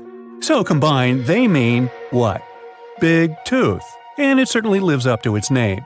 Just one of its chompers is the same size as a human head. It had 276 humongous teeth in total across 5 terrifying rows. In all of history, only a couple of saber-toothed cats and the T-Rex had consistently bigger teeth. Now that's a showdown I'd like to watch. The Megalodon vanished millions of years ago, leaving only huge teeth to be found by modern archaeologists. They literally disappeared with very few traces left. Scientists believe that over time, sea levels dropped and the ocean temperatures went down rapidly. Over a third of all marine life was wiped out as the oceans cooled and a number of animals at the bottom of the food chain plummeted. This had a catastrophic effect on the hungry predators at the top. Sorry guys. It became way too cold for these sun-loving sharks too, which made it difficult for them to reproduce since they gave birth in warm waters. The Megalodon is usually described as a sort of giant great white shark, but this is just a common myth. In fact, the ancestors of today's great white existed at the same time as the Meg, but they weren't best buddies and were even in competition with each other. The great white shark was a better hunter, using its smaller size and agility to snap up the Meg's prey quickly. They were also known to eat Meg pups, who were only half their size. This didn't help the whole extinction thing. Even infant Megalodons were huge, coming in at just under 7 feet. While a great white was no match for an adult Meg in a head-to-head fight, they sure weren't scared of stealing their food. This only left the bigger fish and whales for the Meg, but its food supplies began to run out as the whales swam to the cooler new seas. The whales adapted to prefer the colder temperatures, leaving our friend the Meg behind. The Megalodons either starved or were frozen into extinction by the Ice Age. Rather than a great white, the Megalodon is more like a modern bull shark. It had a short snout, flat lower jaw, and huge pectoral fins to support its massive weight and size. As scary as they are, these sharks were actually caring family guys. Several Megalodon nursery areas have been discovered in Florida, Maryland, and Panama. They gave birth to their young in shallow water environments. We know this from discovering loads of tiny Megalodon teeth found in these areas. Gee, I wonder if they had nannies too. But how come there are so many Megalodon teeth out there for us to analyze? Well, due to their messy, aggressive eating habits, sharks regularly lose their teeth. They lose a set of teeth every 1 to 2 weeks. That's 40,000 teeth in a lifetime. They must rake in a fortune from the tooth fairy. Because of this, their teeth were continuously raining down to the ocean floor. Luckily for us, they're also the hardest part of a shark skeleton, which is why so many teeth have survived and become fossilized. It's fair to say that the first discoveries of the Meg's teeth confused people. Early discoverers thought the Meg's teeth were petrified tongues of ancient serpent creatures. They even used to call them tongue stones. It's also a common myth that the Megalodon was around at the same time as the dinosaurs, although this would have been pretty cool. The dinosaurs were wiped out around 66 million years ago, but the Megalodons came much later. The oldest Meg fossil is only around 23 million years old, but it's tricky to pinpoint the exact date. After all, calendars weren't invented yet. They became extinct way before humans even evolved. The earliest Homo sapiens, which is a fancy name for the first humans, emerged about 2.5 million years ago. But what if the Megalodon shark didn't go extinct? Whale populations have dropped drastically since these guys were last around, so there'd be way fewer whales for them to chomp down on. Whales have also gotten a lot smarter and learned new defensive moves, making them way harder to take down. It's estimated that they ate around 12 tons of food each day. If they were still around and eating that much, they'd be forced to eat smaller fish, and there'd be barely enough big fish for us humans to survive on. The naughty Megalodons would also be able to track fishing boats and steal the fish that they worked hard to collect. It's safe to say we'd see a lot less fish in the aisles of your neighborhood supermarket. As our ocean temperatures are heating up again, the sharks would also thrive and reproduce faster than ever. There'd be more and more of these giant eating machines in the water, reducing our fish supply even more. It would also cause massive problems for cargo ships and cruising vessels. Imagine coming into contact with one of these bad boys while you're sunbathing on the deck. Even beachgoers would be hard hit. Megalodons give birth in shallow waters, so many of our favorite beaches would quickly become dangerous shark nursing grounds. Hey, where did that beach volleyball game go? They were playing just a moment ago. The moon shines brightly and illuminates the black water of the ocean. Thick fog descends on it in ominous silence. Then, it's suddenly broken by the creaking of wooden boards, followed by a rippling of the waves. Through the fog, you see the outline of an old large ship. Its hull is rusty, and a strange cold is coming from it. But the most unsettling thing is that there's no one on the deck. The ship sails without a crew. No, this isn't a mythical Flying Dutchman, but a very real ghost ship. September 2nd, 2019. The British Royal Navy's ice patrol ship, called the HMS Protector, sails through the calm waters of the Atlantic Ocean. The time is 11 p.m. Some of the ship's crew are on deck, while others are sleeping in their cabins. The captain steers the ship and looks straight at the horizon. The sky is lit up by an orange twilight, and clouds float in the distance. Suddenly, against this beautiful landscape, one of the sailors notices the black silhouette of an unknown ship. The captain slows down and steers the ship a little closer to the mysterious